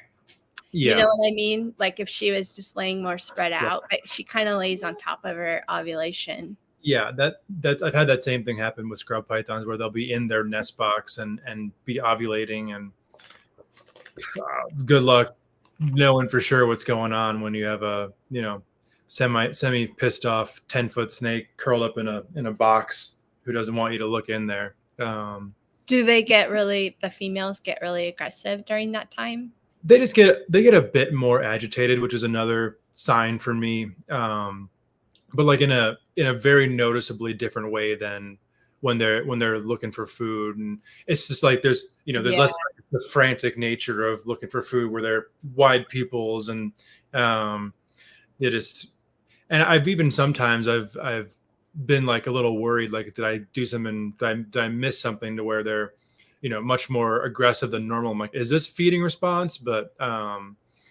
then they'll kind of track you around in a way where with the feeding response, they'll give up on it once they realize that food's not around. But yeah, I definitely notice a behavior shift to where they're not having it once they're gravid, or, you know, after that ovulation, they don't want you around. So, and I'm gonna try to give them that so that they don't revert to face bashing. I have like the corner of death in my room where I have 4 females they'll activate each other. Does paper help? You know, I don't. I've had for one reason I have it situated in my room where I can avoid them almost entirely.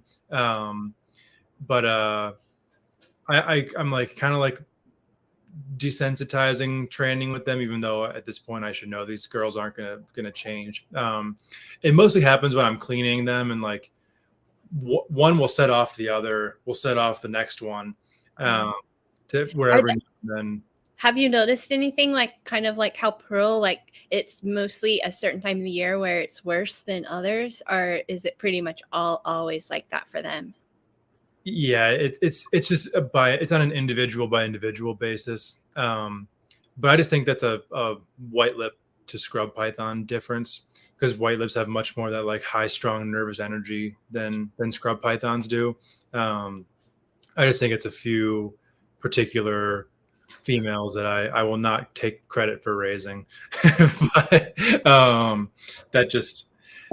And there's one in particular that's just an absolute nightmare of a snake. I have it in the top cage in the back corner for a reason. Go lay down. She's a nightmare. But if she wasn't absolutely beautiful and captive bred and from Barker lineage, I would not have that snake. But I need that snake, so too bad for me. I gotta deal with her. But anyway, okay. So then this next image here is this is then coming down off the ovulation, I assume. Yeah. So after they ovulate, they do another, like about a few days, like about 5 to 7 days later, they kind of it's almost like they ovulate again. But what I think that she's doing is she's arranging her eggs. Like after they, you know, she's pushing them down, like situated into her, like where they're going to be shelled. Yes. Okay. Do you ever notice that? Like they do a thing with, like they ovulate and then they like push the eggs. Or she does this thing every time where like she does the like kink up thing, and like she moves her body like in this weird way. But this is interesting. Let's see.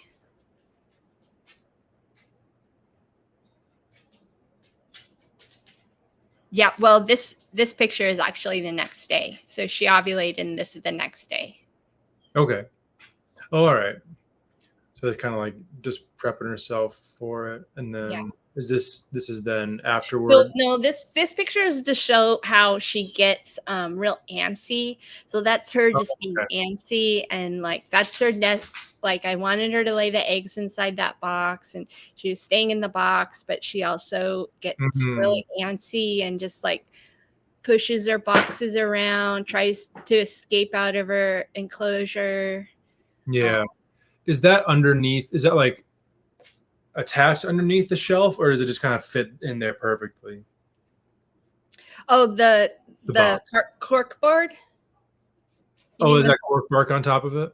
Yeah, it's just a Oh, that's just okay. a Reptile Basics hide, and then I put a Yeah. cork bark flat on top of it. Okay. Okay. And she just like she'll for the most part, she just leaves it on there, and Yeah. she goes in her hide, and then she also sits on top on the cork. Got it. Okay. I thought that was a shelf for a second in the back of the cage, but now I can see. Okay. Interesting. All right. So then, where has she laid these clutches? I think we're So the first two times she laid in under the hide, under the paper. So she goes under the paper, under the hide, or no, that was under the hide on. So she just went under the hide and she lays the eggs. And then the other time she laid them under the paper. okay. But On you can see how thin she is after she yeah, can see definitely. skinny. So what was the proximity of the clutch to the heat panel? That's under the heat panel. Okay. Yeah. So in the other picture, you could see the heat panel above her nest box. Yes. That's her nest box is her hide that she gets to keep. It's not a special one, but this year when she finally laid inside the nest box, I put a bigger box that was deeper and had a lot more moss in it. So it was like really mossy in there for her, and she laid inside there for the first time. Okay. Cool. Yeah, I do that too, where my nest boxes double as their permanent hides. Yeah. And I've never had, thank God, a scrub python not lay in their nest box. And I think I attribute that a lot to that being like their comfort spot. You know, this where they know they can go and be safe. Where they Pearl, she's like, I'm not comfortable. Like, I know you're gonna get my eggs. So this here was this just while she was. So you can see that's a really awesome picture because you can see she's like, that's before she's like gone dark. Yeah. You know, gestating her eggs. So that's her dark brown, like she's not always that color, but that's kind of her normal color. Like, okay, people call them black phase, but she's really a brown phase one. Like, sure. She's brown more than she's silvery. Okay. So while she was gravid, did she still fire up to silver, or was she darker for the entire process? Well, building up to it, she stays silver a lot. Like when she's just growing her eggs and breeding, like while she's developing her follicles. And then once she ovulates, she goes pretty dark like this. Okay. That's interesting because it's almost kind of like a combination of like what ball pythons do and what scrub pythons do, where like with ball pythons, it's they get really bright and brilliant before they ovulate. And with scrub pythons, they go super dark. It's almost like so they go dark even before they ovulate. Yes. Yeah. I would say to put a number to it, I would assume that scrub pythons start to go dark when their follicles reach about like the 25 millimeter mark. Further on in their progression, where it's like, okay, they're growing, they're big. She's gonna ovulate one way or another, whether they're good or bad. And then one of the tells for like, okay, she's definitely gravid, is that she'll go into shed and she'll come out of shed even darker than she went into it. Where if she sheds and boom, the colors pop back up, it's like, okay, she's definitely not gravid. So that's one of the main things. So, I like that picture of Pearl. I don't know why I love Pearl so much. Like, I just get to stare at pictures of Pearl. This is fun. Yeah, she's a beautiful snake. I mean, there aren't many snakes like a southern white-lipped python. I mean, Bolin's, I guess, is similar in the kind of monochromatic, like that black and white. Well, Bolin's really are black. Like that's the real for sure. But I don't know. I like how the head contrasts to the rest of the body, especially when they're lighter. It's almost cooler than if they were an all black snake, in my opinion. Yeah. My friend Erin has a southern white lip that pretty much stays silver all the time. Wow. Yeah. That's awesome. And then if we go down, so then, okay, so she's laying inverted now. Yeah, she does that a lot. She'll lay inverted a lot. Okay. Interesting. Especially when it gets closer to deposition.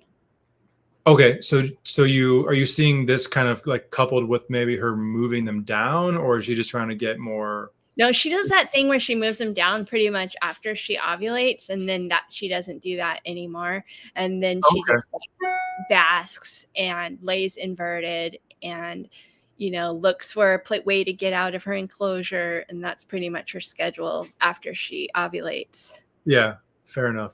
So do they hold the eggs pretty low then, where she ovulates, they go down, and then they develop kind of lower? I've never after she ovulates, I try not to put hands on her. So I've never gotten her out and really looked at her. So I couldn't say for sure, but yeah, okay. I think so. I mean, their eggs are so big, so it kind of fills her up. Like, like they're low, but they're high because of just how much space they take up. Okay. Yeah, because I noticed with the scrub pythons that like there's significant movement of the eggs within probably the last 4 days before they lay, where you can notice like, okay, the last like 8 inches of her body, there's nothing, and from 8 inches, or from, I guess, to the vent, and then over the next few days, you slowly see them make their way to the vent. Maybe if we have a picture, we can try to see, but I've never noticed that. I'll pay attention if I ever breed them again. I kind of feel like Pearl's retired. Maybe if I breed one of her, I was kind of thinking maybe, I'm like, but if I ever breed Pearl again, maybe I would breed one of her sons back to her just to see what would happen, do the whole, because there are morphs out there. We don't have any any that are, available in captivity, but they've been found in the wild, and there are some out there. They haven't been reproduced. Just thinking about it, I can only remember morphs of the northerns. What has been found in the southern population? There was an animal that was found a few years ago, but it never made it out of Papua. Like it was, I don't even know if it was an albino or if it was a leucistic. It was a white snake, and it was totally a southern. You could tell it was a southern. It was, but it got lost on the way from New Guinea to Jakarta on the boat. Got lost. That's unfortunate. Maybe depends who you are, huh? Jeez. Yeah, those Papuans, they have a knack for finding these white snakes and then them disappearing all of a sudden. It's yeah. We've seen that multiple times this year with scrub pythons. Yeah. I really wanted to find more pictures of that. I was hoping it would just pop up, somewhere, and I could at least see more pictures of it just to see. Because honestly, like, there is no white lip python that looks better than a dark one, in my opinion. And I feel the same way about the scrub pythons that I've seen so far. But I still want to see it. You know what I mean? I want to see what that looks like. Yeah. Not a crappy like phone video. Yeah. The ivory looking Jayapura, there were some solid pictures of that animal. Then the like leucistic looking southern scrub, that was only a couple really shitty, Android pictures, and then who knows? I think that the same guy popped up like a couple months later posting another shitty picture of it. I know, and it wasn't looking like very healthy, if you ask me. I saw it, and I was like, crap. Yeah, the first one, the Jayapura, looked much more solid than the southern did.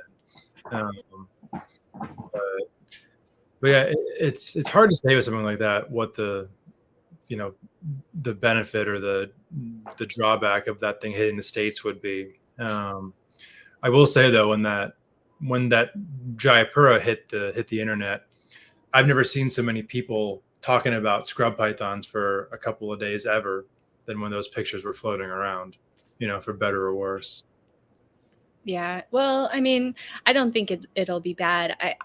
I'm not afraid of it. I feel like if a morph southern or like the main problem with these snakes that we're talking about is that they're hard to breed, and we just can't get past the F1s. It feels like or like, oh, we have an F2, like, you know, it's so hard. It's good to have the interest in it, because if more people are interested in it, then that'll make it easy, because it shouldn't all be on your shoulders to be the one person to hold this species up. Like, that's a lot.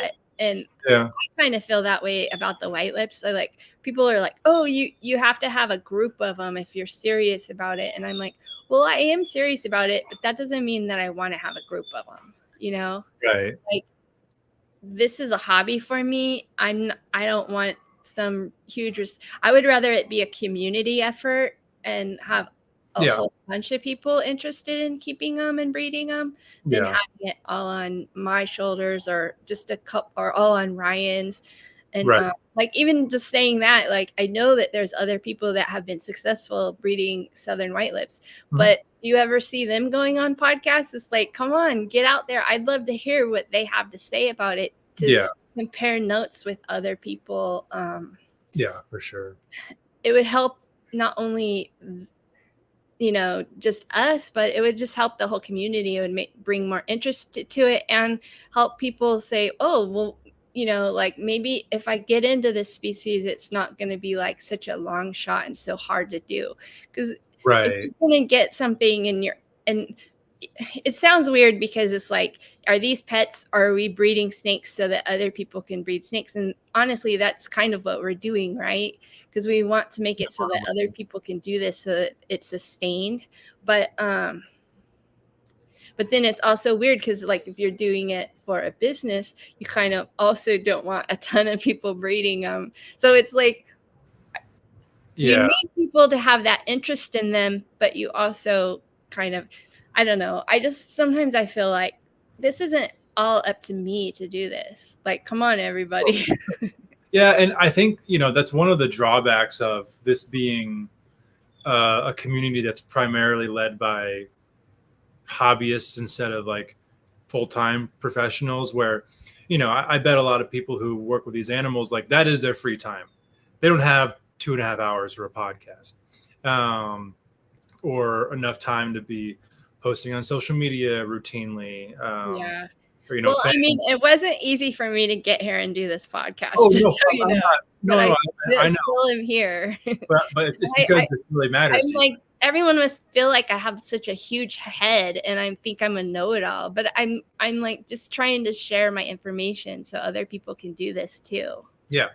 Oh, for sure. No, I'm not. I don't take that what I said the wrong way, but you know, and I know that you're here because it's something you really care about, and you want to you know, get the information out there and to teach people about these animals. You know, the more conversations that can happen like this out there, the better for the whole of the industry. But yeah, I mean, one species or one group of species can't be on one person's shoulders just innately. I mean, that's you know, one of the things about the scrub python world that I'm really, you know, it really excites me these days, is that there's a good amount of people who are having success, you know, typically on a smaller scale of one, you know, they have 1 or 2 adult females or whatever.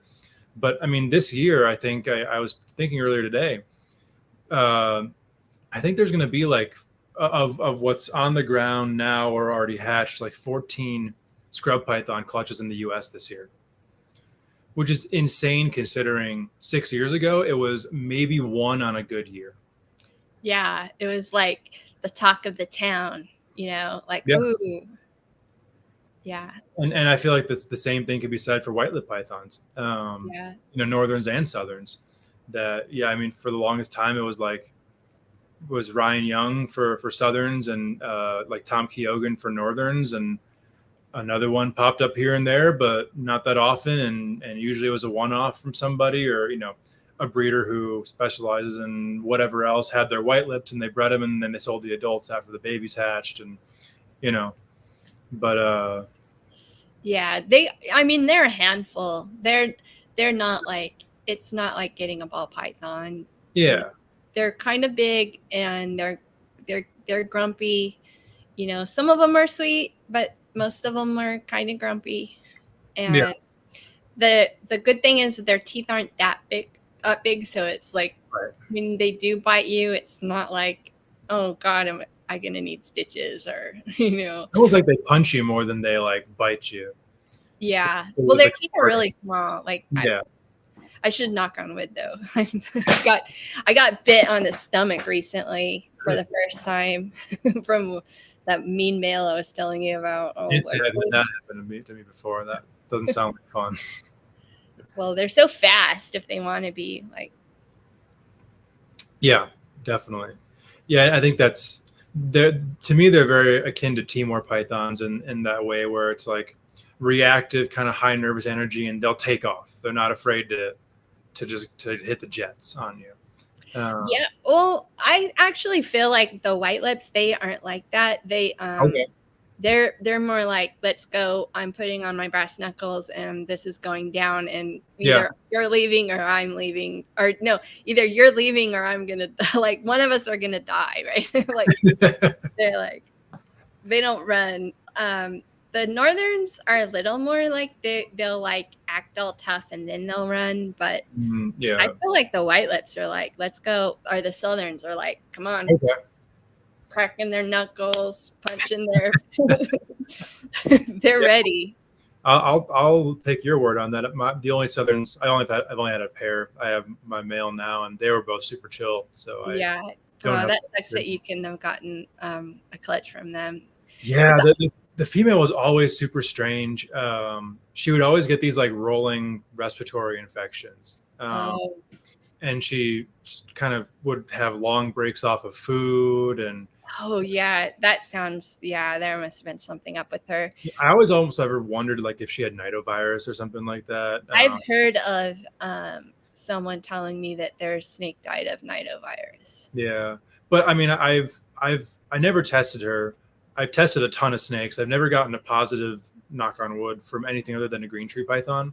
And the male's always been normal. They've always, I wouldn't say that, but he's never quite, I feel like when I moved or transitioned them, they kind of like down cycled for a while and were a little weird and then kind of came back to normal.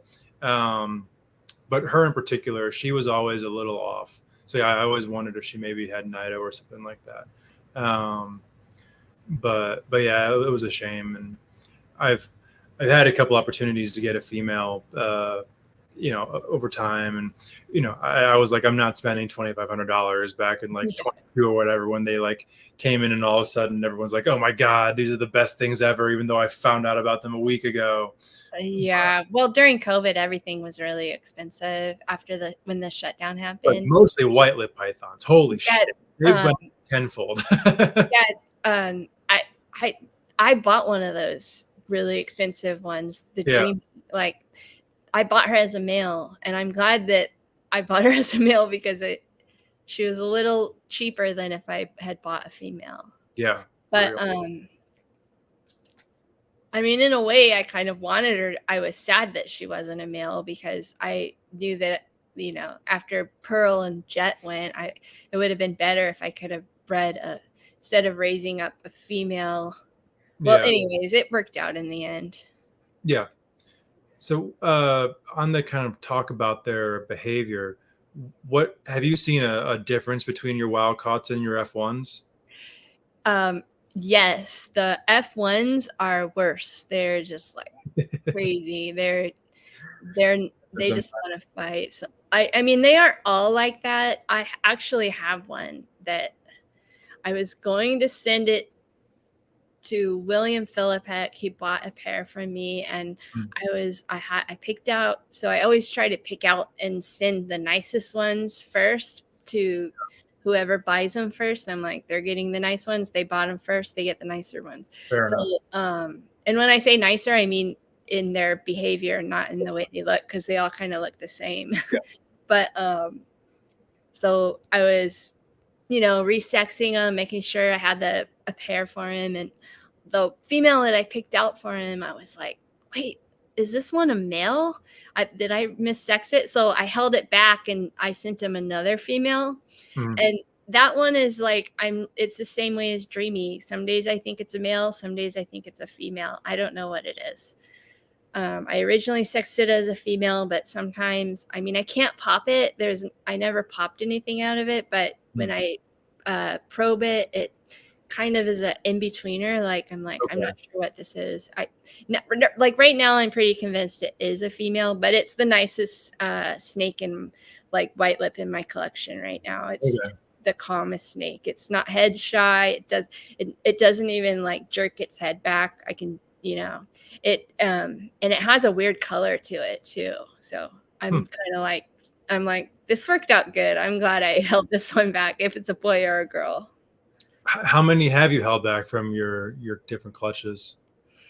Really, I don't want to hold any back because, like I said, I'm not. This is not my job to like carry this species. Like, I have a male from Ryan Young that I'm raising up, so he's unrelated. Okay. And then I have my 3 adults, and those are the ones that out of all my babies, I'm probably keeping that one that I told you about.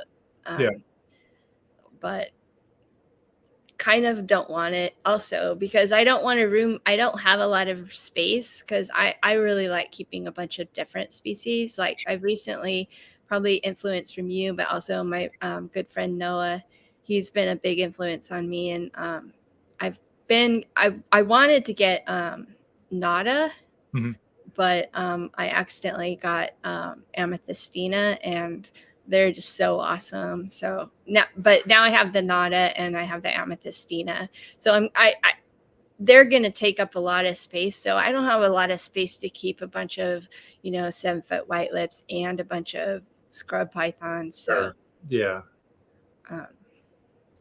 that definitely makes sense.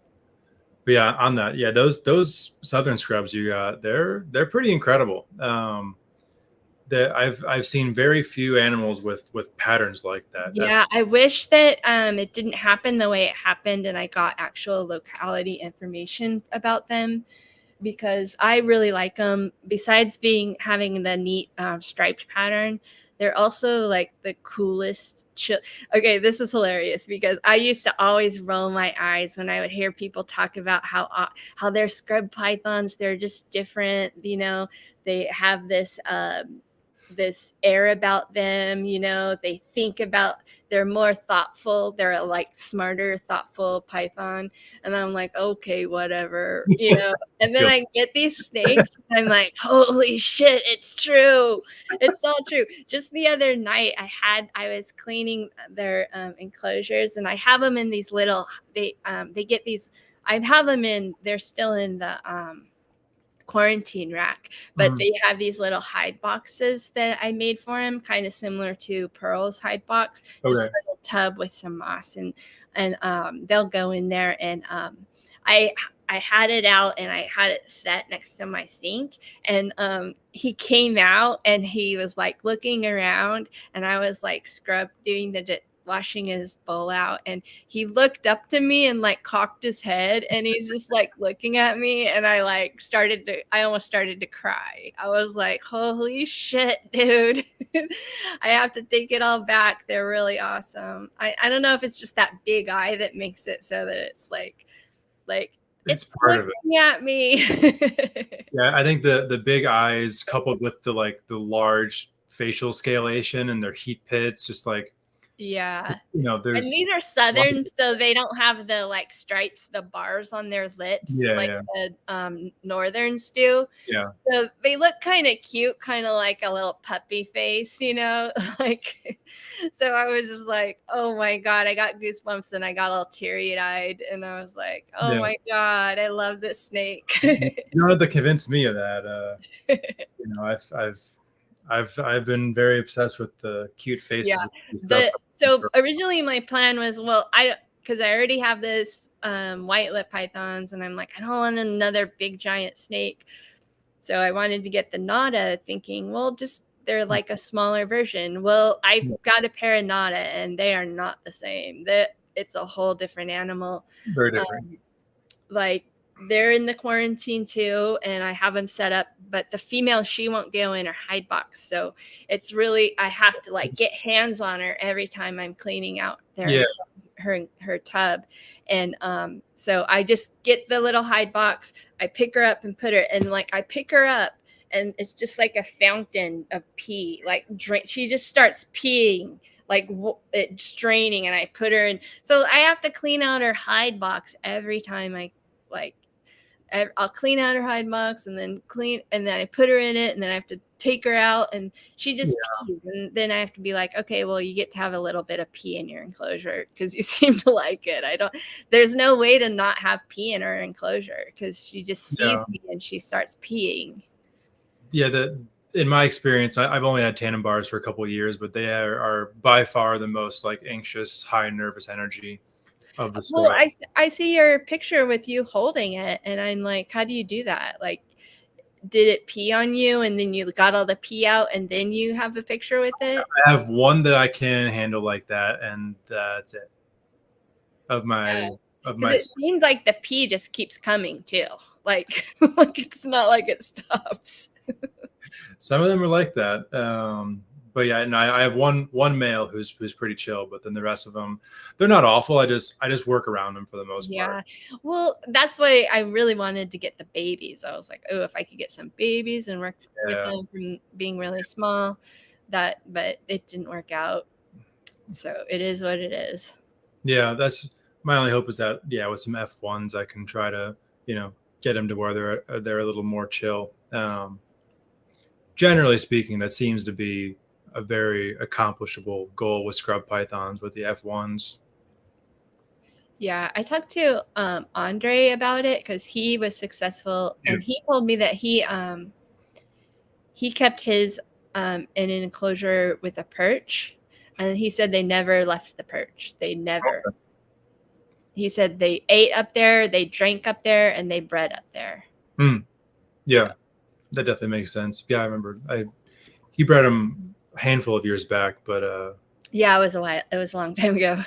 Yeah, no, that definitely makes sense. Yeah, perches are definitely with scrub pythons. There's a big upside and a big downside as well because they don't like leaving them, and sometimes they need to. So, do they like strike from their perch also?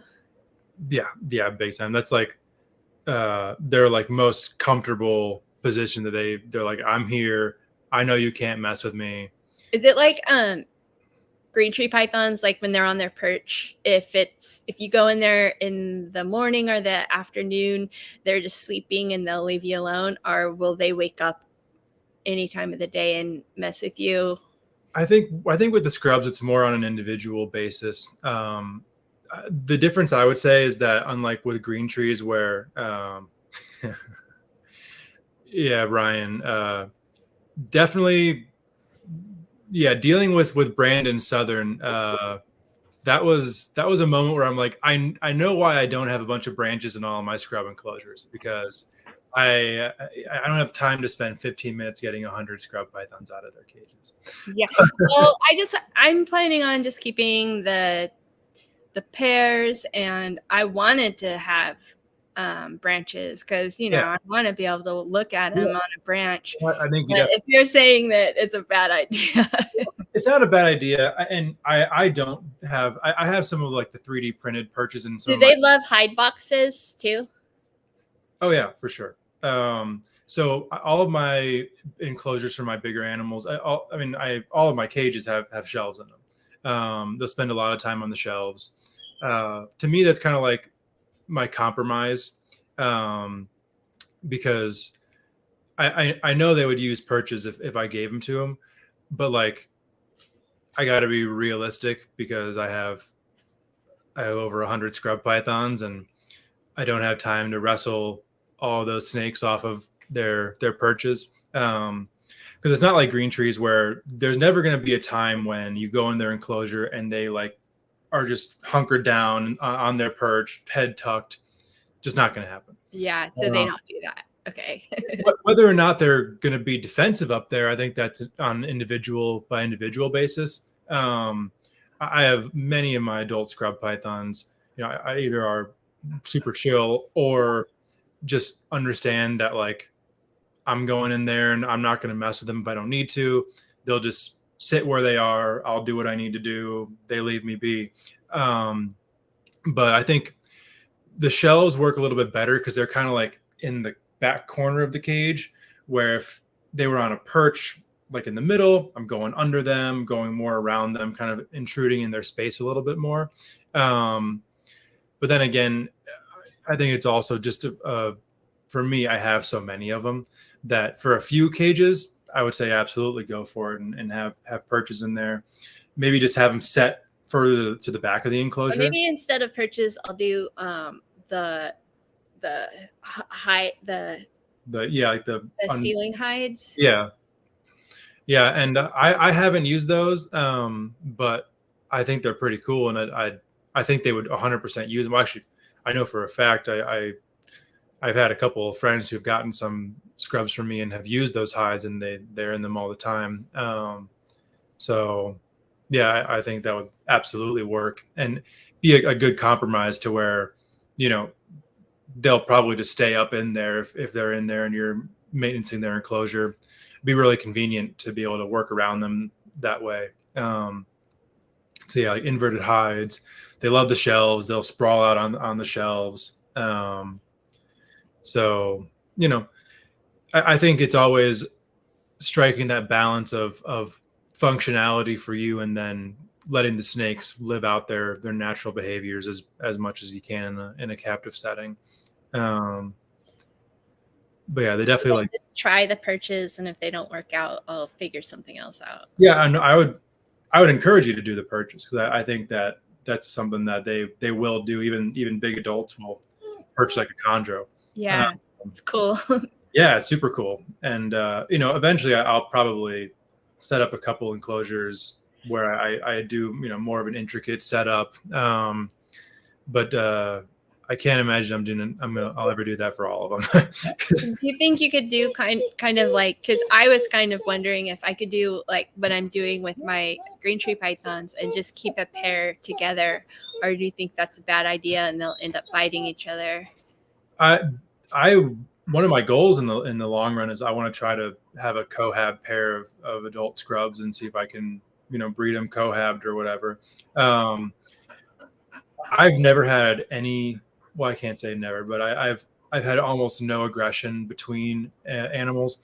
What I've actually had happen is I've had some females that are on the more defensive side keyed in on me as I'm introducing a male, and he'll touch her and she'll like tap him and he'll act like nothing happened. He'll keep cruising the same pace. With cohabbing, the main fear that I always have is like an accidental food response towards the movement of the other animal. Yeah, I think I would. If scrubs are as smart as everyone says, they will recognize the difference. What I'll say to that, I've had one instance where scrubs wrapped each other up, and it was 1,000% my fault.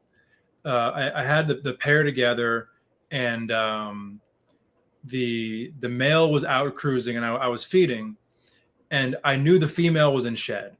She was in the box, and I'm like, all right, the male's out, she's in there. I'll feed him outside. She had just shed that morning. Oh, you thought she was still in shed? She was still in shed.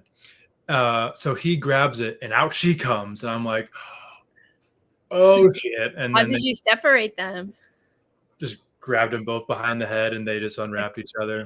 I grab them and run to the shower and turn it on, and they then they let go it's funny because the first time it happened, I threw him in there, turned on the shower.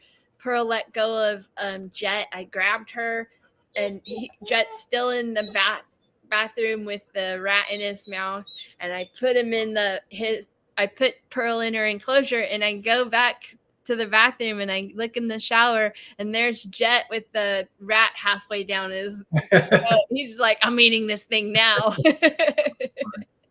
I think the difference with the scrubs is that they have such this reflex to wrap with because they're prehensile tail and whatnot, that what in any context, when you grab them behind the head, they're just immediately wrapping you up as much as they can. So that kind of like disengaged them from each other and got them more engaged onto wrapping whatever just grabbed them. But then, I've had pairs together when I'm feeding other animals in the room and never have even been worried about them going at each other. I've heard stories of people having like permanent cohabs of scrub pythons that bred successfully, obviously in large enclosures. I think it's entirely possible, and same way, like take your green tree setup and just scale it up to scrub size, and I think it'll be perfect. Yeah, I actually am cohabbing my my Amazon tree boas. Okay. Yeah, and they're really gentle with each other too. Yeah. I've never had an issue. I feed them. They have a routine where they hunt on, like they sleep together during the day, and then at night they get up and they perch on opposite ends of the enclosure. So it makes it really easy when I need to. Yeah, that's really convenient. Yeah. Yeah, tree boas just seem like perfect snakes for cohabs. They do everything right to where that just works. Yeah. I mean, it's always like touch and go when you're doing something like that. Like, okay. But yeah, I enjoy it. Yeah, but to me, just seeing those like behaviors just makes it all worth it. Like with my rattlesnakes, I like to cohab them as often as I can. Oh yeah, rattlesnakes are so social. Anyways, you could probably cohab like a trio, like probably 2 females and a male. Oh yeah, and then like do people do that with for sure. Yeah, and like with twin spot rattlesnakes, they'll often be found in the wild, and like a male with 5 or 6 females, and like all the females will be gravid, and they're all like nesting, or they're like they have their den site together. And then like the maternal and even paternal behaviors that they'll exhibit, like actually right now, about 20 feet away from me, I have a rattlesnake litter in one of my tubs from a female that I didn't even know was gravid. I had gotten her from a friend of mine like 2 years ago, and he had her paired up with a male, never saw anything, and it was just downsizing. I ended up getting this female off of him, and I didn't have an adult male until this season. So I'm like, all right, cool. It was breeding season. I'm putting all my rattlesnakes together. I pair her up. I noticed she had been really thick all year, but I'm like, she might just be a little too fat. I wasn't feeding her as much, and I'm just going through filling water bowls, and I look to my left, and I'm like, oh, those are babies. What the hell? Whoa! So it was from the original male with your friend? Must have been, and she had retained sperm for over an entire year. Yeah, I think they do that, right? Like they will breed. Sometimes they'll breed in the fall, and then they'll overwinter, and then when they ovulate in the spring, like. Yeah, so I mean, so she must have been bred based on the timeline, probably July of 2022, and she had her litter July of 2024. Where are the twin spots? Like what's their range? So the northern extent of their range is like the Chiricahua Mountains, so and further west as well, but like very extreme south, Arizona, New Mexico, kind of like where the border is, and then down into Mexico, south like Durango. But to answer Scott's question, so these are the female that I just had lay. It's an integrate zone between Crotalus lepidus marulus and Crotalus achilles from San Luis Potosi. So very interesting population of rattlesnakes. I'm super grateful that I'm able to work with. Extremely variable as well. And on the Partho note, it's 2 males and a female, so most likely not Partho. Small litters. Yeah, there were 2 slugs. So yeah, like a litter of 5, especially for a first Are time. the babies big? Tiny. They're tiny. Oh. They're maybe not even 4 inches long. But it's a pretty small species. The females, she's probably 20 inches, if so. Yeah, they come out tiny, but not too small to eat a day-old pinky. And they use those calories. They, you know, one or two They grow, meals. they grow pretty fast. If you let them. Definitely, they have capacity to grow quickly if you let them. Which I think, I'm really thinking lately, like with all snakes, the first year of their life, they can probably eat about as much as you'll feed them, and they're not they won't get fat. Like, and I don't know. I'm starting to like try to think of like different experiments I can do with feeding, just to see how it leads to that first year growth, and then also how that in turn leads to the rest of their life of growth with I was kind of thinking about that also. Like I was thinking, because how I like feed more heavy in the fall and in the spring.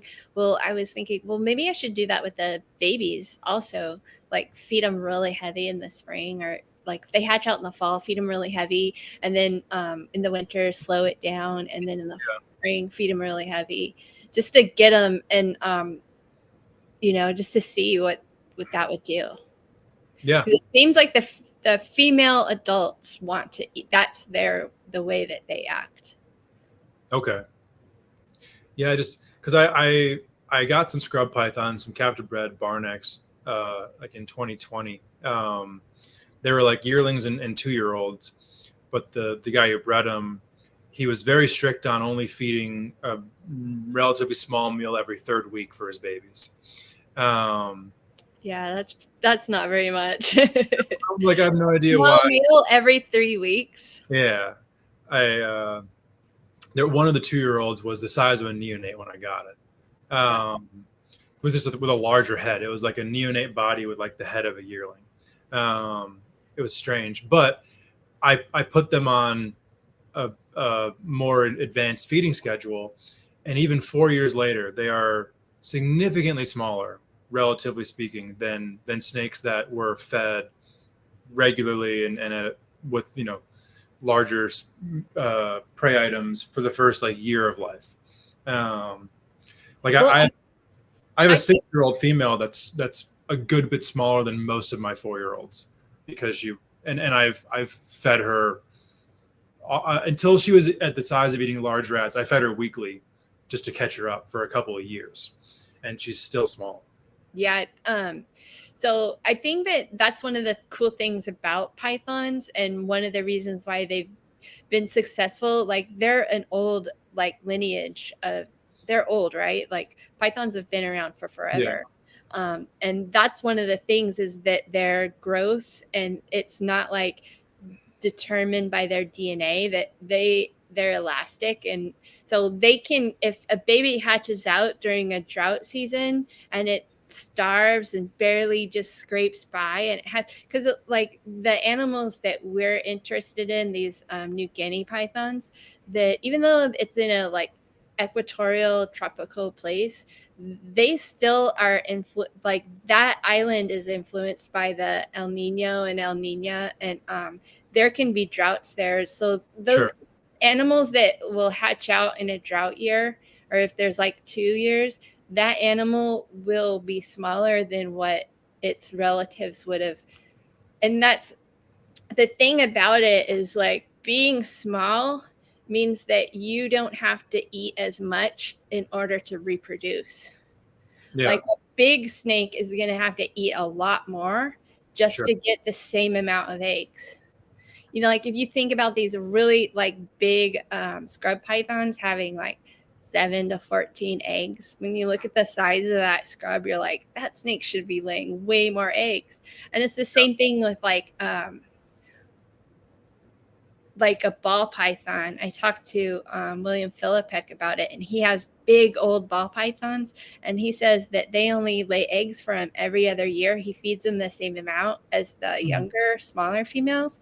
but the big ones only lay every other year, and sometimes their clutches aren't even as big as the small females. Yeah. But it's something, so like if you're a big python, like you want to be big if there's enough food around, because then you're gonna like be able to kick everyone's ass. Yeah. And but the thing is, if a drought comes and you're the big python, then you're not going to be able to lay eggs, or you might end up, you're going to be the one that starves to death while that little skinny one is going to be fine. True. Because it doesn't need as much food just to be alive. Yeah, it definitely makes sense. But I mean, but at the same time, like you said that you had problems with that animal, like you can probably mess it up. Like if that person starved it that much, like it's the same thing. Like you don't want to get the animals super fat either. Right. Yeah. I think it's all about striking a balance. Like that's why I thought it was really important that you showed that picture of Pearl to show how thin she was. Yeah.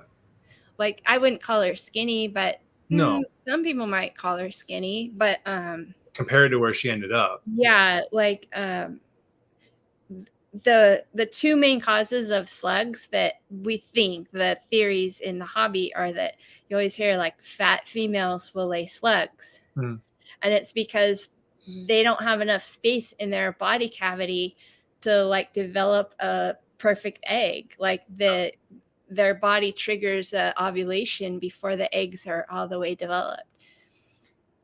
It's either that or too much heat. That's what I asked Ryan Young. I always ask him. He tells me. I'm the disciple of Ryan Young. And if you're not, you should be. Yeah. So if you see a snake laying a lot of slugs, or if you have a snake and it lays a bunch of slugs and it barely even looks like it laid eggs, and it looks like it's ready to go for round 2, you know that you have a fat snake. Yeah, I definitely ran into that this year with some of my scrub females, where I fed them too much last off season, where I had seen people with their scrub pythons. They were trying for years to breed them and they weren't being successful. So I'm like, all right, to me, it was obviously underfeeding, where these females have very little body fat. They don't have enough nutrients coming in to nourish these follicles to complete ovulation. And with some of these females, I took it too far in the other direction, particularly with females that I was feeding to breed last year who didn't. Yeah.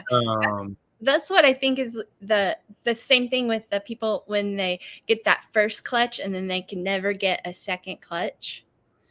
And I think it's because they don't give them that break where they can like shut their body off, where they don't give them, I call it a fast, but it's not a complete fast because I'll still feed them if they look like they need the food. But it's generally, it's the down season and the up season. So yeah. I think they just keep feeding them all the way through and then just feed them more at when they're getting ready to breed. So they're either too fat or they just never got that hormonal cycle. Sure. Yeah. And I think that's part of my issue, because I did like a winter fast for them, but I just think but it's scary, right? Though, when you're feeding them a lot and you're like, I hope this thing ovulates, because if it doesn't, it's going to be a big fat, like it's going to be a big mama, like never. That's what I'm always like to Pearl when I'm like feeding her. I'm like, if you don't lay eggs, you're not getting food for 12 months. Yeah, I have a few females that are in that exact same position right now. I'm like, well, you've just earned yourself one meal until the fall. Congratulations.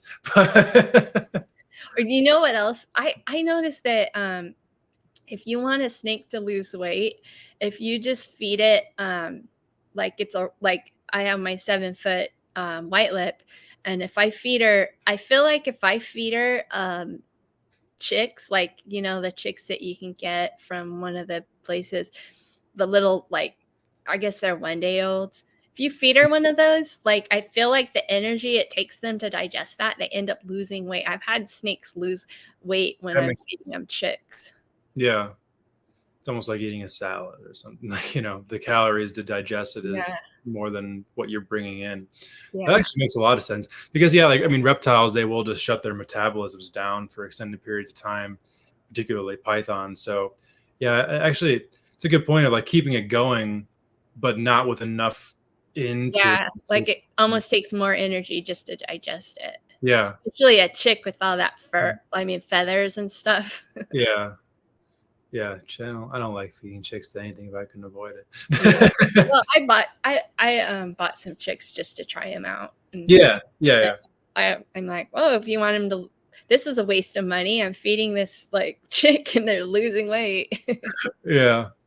Yeah. I mean, I don't know. I don't have any now, but I always, when I can, prefer to have equivalent size quail, just like the more mature feeder with more musculature on it, not just kind of like bones and yolk. The quails I've gotten are big compared to the chicks. Okay. Yeah, but I think like the button quail can be like Oh equivalent yeah, size those are to- tiny though. Those are tiny. Yeah. Like adult button quail and day old chicks are kind of like they're comparable, but then when you look at the price, I mean, you could probably buy 7-day-old chicks for the price of an adult button quail. So like, Yeah.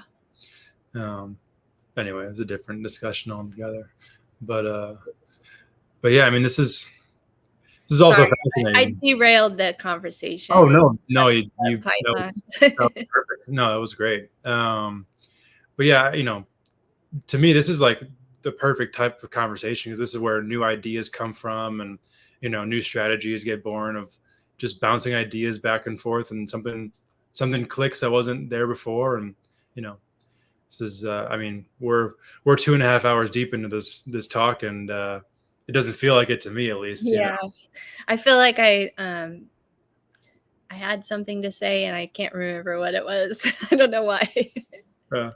It'll come back.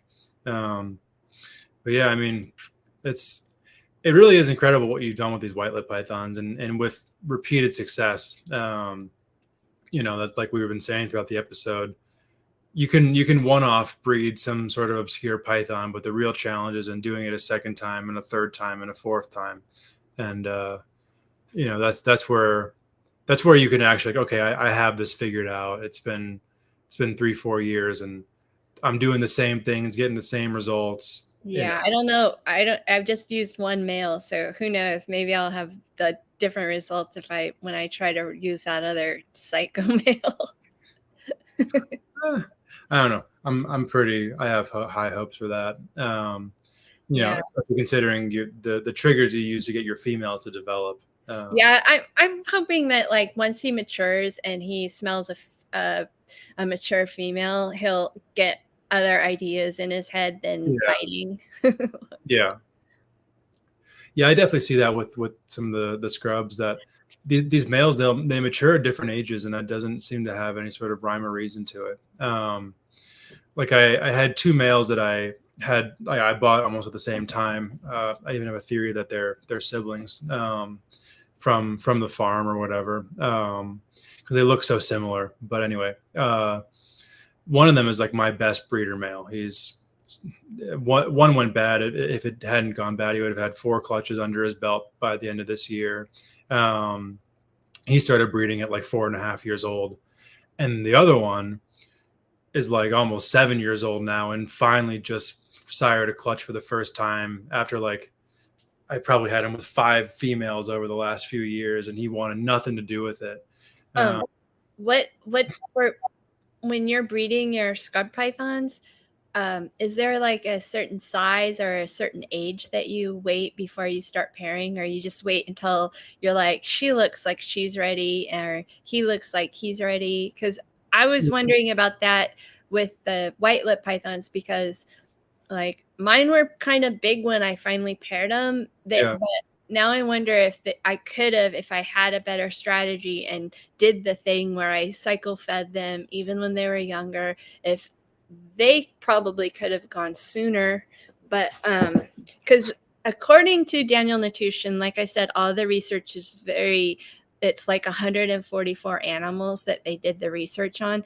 They found that like they found a male that was mature at like 3.5 feet and the female that was mature at 4.5 feet for white lip pythons, Mhm.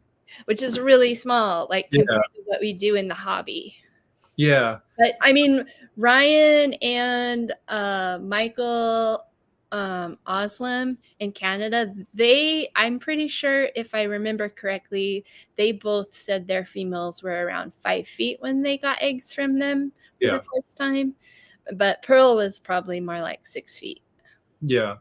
So I'm still kind of figuring that out. To me, the main barometer that I use is if a female can't eat a large rat, scrub python, then she's too small. Because at the very least, an egg needs to be able to fit in there comfortably.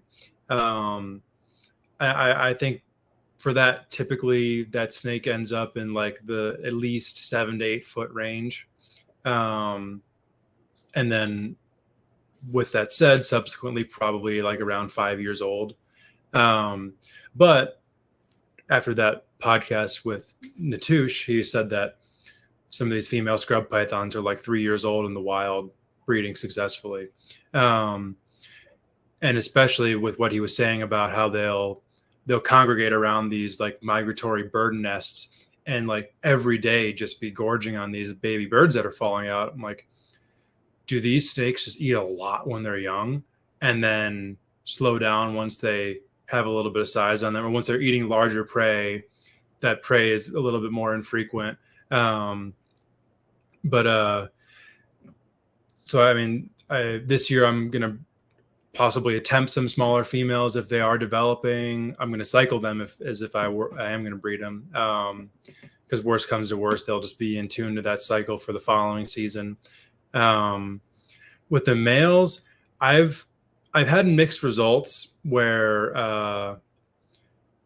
I typically have found that smaller males are easily intimidated by larger females. But I've had one particular male break that mold. My Orange Highland male who sired a clutch for me last year. I mean, he's a pretty animal. Gosh, he's incredible.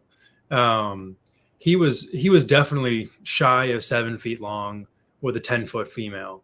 And I mean, like he couldn't eat a large rat if he tried. Well, he probably could, but it would be like, oh my God, meal.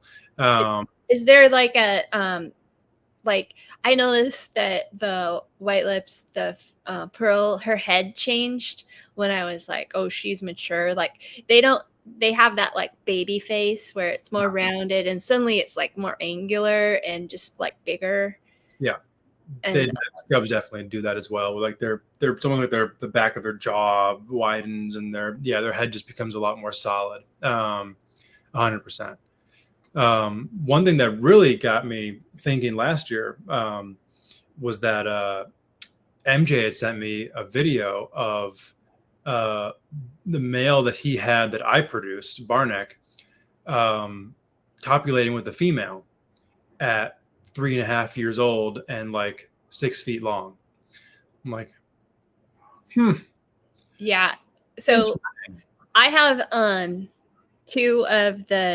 I have 2 males from my 2021 clutch. And one of them, his spurs are a lot bigger now, and you can kind of see like a hemipenal bulge on him. The other male, he still just looks young, but you can see that one male is mature and the other one isn't. They're this exact same age, and I fed them pretty much the same. Huh. And they're gonna be 3 years old this. What did I say? When I said they hatched in the fall, so this fall they're going to be 3. So he's not even 3, and he looks like he's developed. Yeah, I think it just comes down to some of these individuals are just very much like on their own schedule. I mean, I'm not saying that he'd get the job done, but he looks like, from what I'm looking at, he looks like he's mature. But if he looks like that now, I can imagine a year from now, he's probably going to be ready to go. Yeah. Yeah. I'm definitely excited to try to breed my two holdback males that I produced in 2020 this season. One thing that I will notice that will tell me like these males are ready to go.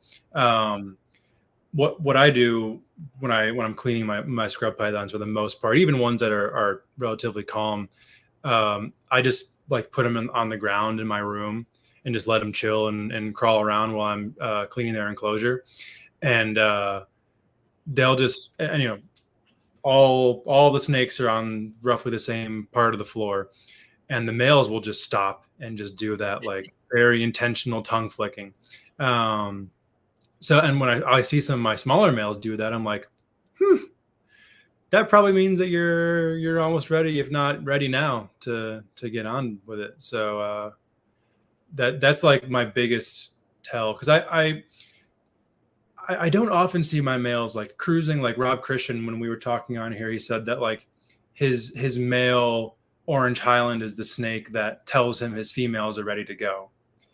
And I'm like, I don't think I see that. I think my males mostly just chill in their enclosures, but it's when they're out of their enclosures smelling where the females were just crawling around. That's when, even like now in the middle of the summer, no one's getting paired. Like the male that I was telling you about that has had like sired like 4 clutches. Every time I take him out, he just is dead set on like a couple spots on the ground. And yeah, do that thing where their heads like almost pointed, like if they could, they would like drink the smell. Like it looks like they're literally trying to drink it. They're in this like trance state of just like very like flick, flick, flick, flick. And that's for me like the tell of this male. He's interested now. So, but I definitely have some smaller males that I'm going to give a shot to this coming season, particularly because they're the ones I want to go. You know, if I had my choice, I'd have these males breeding.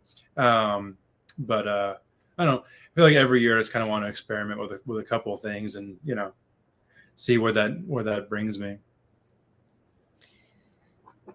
So yeah, it's the fun of this. We got a guest now. We got another guest on the podcast.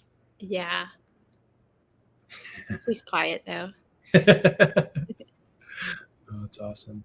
Well, we're really getting deep into this episode here. I appreciate all your time tonight. This is an awesome conversation. I really loved it. Yeah, I was excited to talk to you because I'm really interested in scrub pythons. So every time you have an episode and it's not about scrub pythons, I'm like, darn it. Yeah, I feel like I can't do it all about scrub pythons. I'll only have a very niche audience, but yeah, I mean, I'll never turn down an opportunity to talk about scrub pythons. That's for sure. So I guess for you going forward, what are some of your kind of visions for the future as to where you'd like to see things in your collection and your breeding? I'm hoping that I can focus. Like I'm kind of undecided about the white lips because I have Pearl and Jet, and I'm always gonna keep them. But like maybe I don't want to keep Dreamy.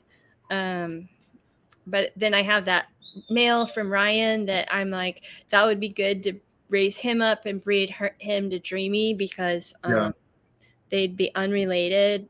But I have about, I don't know how many species, but I kind of just want to have like one pair of like every species that I have instead of having like a group. That way I don't have as many animals. Sure. You know, that's pretty much mostly all the animals that I have are just like raise ups.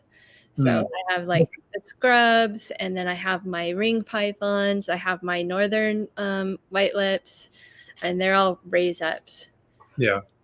I also am curious about like experimenting to try to see like how young can you get a python to breed?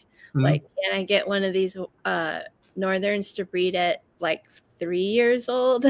Like, I don't know, but it's scary because I know that bad things can happen. Yeah. You know, like, but maybe they would just have like smaller clutches. Yeah. I don't know. I think more when bad things happen like that, it's because the keeper just didn't prepare that snake properly and pushed it too hard. bred it in an improper enclosure without the right gradients or yada yada yada. Yeah, And I'm not saying I'm going to do that, but that's the kind of thoughts well, that I have in my head. I say that to me. I think it's entirely possible with the right strategy, and I think the people who say, "Well, this is bad," maybe that came with the improper strategy, like ball python breeders who push a female to be ready at 18 months. It's like, okay, she was ready, but she was an obese 18-month-old snake. Like, Yeah. that snake is not healthy. It just has the capacity to breed, and it's 15th generation captive bred and almost domesticated at this point. I'm probably not going to do it because I'm just like, what if something bad happened? It would totally be my fault. Well, here comes the Python guru telling you to do it. 18-month. Was that a male or a female, Ryan? I presume a male. I'm talking about females though. Yeah. Well, he's saying that 4 foot, 4.5 foot females. Daniel Natush, like a 4.5 female. That's pretty small pair. Jeez. Okay, good. I don't feel so bad because I actually those the tree boas that I have, they're 22 months, and I'm pretty sure that the female, I might be wrong, maybe she's not gravid, but I think she's gravid. Wow. I know. I didn't do anything. I didn't cycle them. I didn't cycle feed them. That just one day I noticed that she was really big and she's dark, and now she's in shed, and I'm like kind of worried about her. But then at the same time, I talked to one of my friends, and he's like, some blah blah blah told me that he can get anything to breed at 18 months. Not Ryan, someone else, but I'm not naming names because I don't want to throw people under the bus. But well, I mean, hey, you're not going to know unless you do the experiment. But yeah, I think a lot of this stuff can breed a lot younger than we give it credit for. So yeah, we just had a Ken Lawson. Yeah, fair enough. Yeah, he has blue tongue skinks, and he was talking about how quickly they can breed, but usually the breeders don't like to breed them so young because they have really small clutches when they're young. If you just wait one more year, they'll have like, it won't be like doubled, it'll be like quadrupled, or the amount of animals that babies that they could have in just 1 year if you wait 1 year. Yeah, and I've obviously heard a lot of that as well. I had a scrub python. I was mentioning this at the beginning of the show before you were on. A female barneck that I bred 2 years ago and this year, and she was probably like 5 years old when I first bred her. She was like just shy of 8 feet, and she had 8 eggs, and then this year she had 14 eggs. So, that to me is like, however young she was when I bred her, definitely wasn't too young, because she was able to almost double her clutch size the second go around. That to me is Were they the same size, the eggs? Mm-hmm. Yep. They were normal size eggs the first time. Just fewer of them. So, and then, yeah, I mean, there was a great clutch. I got 11 babies out of it. Yeah, big. And, the ones that hatched were big and healthy. So, and she was bigger. She was probably a little closer to 9 feet by the time she laid her second clutch. But by no means was she like a big 11-foot monster barneck. She was small by all accounts. So. The other thing that was interesting that Daniel Natush and Jessica Lyon said in their paper is that the clutches that they saw out of those wild animals, they were really big. They were like between 12 and 22 eggs. And Pearl and Dreamy both laid around between 9 and 14 eggs, but like 10 eggs, like generally is. Yeah. And I feel like they're big, like there's, Dreamy's not that big, but Pearl's a big animal, and she's laying relatively small clutches compared to what they said in those wild animals were. I might be misremembering, but I remember thinking when I read it that it was like a lot more than what Pearl was laying. Yeah. Interesting. Yeah, it's all fascinating. It's all part of us figuring all this crazy shit out. Yeah, for no reason, like just for fun. It's because we want to, and these animals are cool. Which I don't know. I think that's a good enough reason. So, Yeah, for fun. yeah. All right. Well, I think it's probably about time to wrap up here, as we're almost at 3 hours. So again, Lisa, thank you so much for your time tonight. This was a great conversation. I really enjoyed myself. Thank you. Where can everyone find you on social media if they want to inquire about animals you have available, or just check out what you have going on? You can find me on Instagram and Facebook at Lisa Farinha, and I will be this weekend at the Vallejo Reptile and Oddity Show. I will be with the Northern California Herpetoculture Society, working their booth. I'm also going to have a booth myself at the Roseville Reptilian Nation. There's going to be next month, so you guys can, if you're local to the Sacramento area, you can see me there. All right, awesome. Well, again, thank you for your time tonight. This was awesome. I'm gonna throw you backstage. Okay, yeah, because there was something I wanted to tell you. Yeah. No, we'll. Would you want to talk about it live or after the fact? No. I mean, no, let's not talk about it live. Cool. All right. So yeah, I'll throw you backstage and close it out, and then we're gonna have this super secret conversation that no one can know about. Secret. Yeah. All right. Well, thank you again, Lisa. I really appreciate it. Thank you, Stephen. All right. Well, thank you everyone who tuned in tonight. We definitely are burning the midnight oil on this one, but when those conversations reach 3 hours, it's for a reason. It's because they're incredible. So thank you to everyone who watched and listened. If you enjoyed this, check out all of the other shows here on the Trap Talk Reptile Network. There is a show every single day of the week, so there is never a shortage of high quality reptile related content. Subscribe to the channel. Please like the video, share, subscribe, all that good stuff. Check us out on Spotify, Apple Podcasts, Buzzsprout, all of the audio platforms as well. If you are not a YouTube type of person, I know I personally always like to have a podcast on while I'm on the go or cleaning my animals or whatever I'm doing. But for me, you can find me on Instagram at Scrub Shepherd and Stephen Kush on Facebook. If the scrub python talk tonight caught your eye or ear, I should say, check out the Somalia group on Facebook. It is a new group that has started up this year to promote all things Somalia, scrub pythons, and Boelen's pythons for keepers and enthusiasts of all levels, from professional level breeders to brand new keepers who are just getting into it. So it's for everybody, and we do not gatekeep, don't bully, none of that bullshit. But again, thank you everybody who tuned in, and we will see you all here again next Wednesday.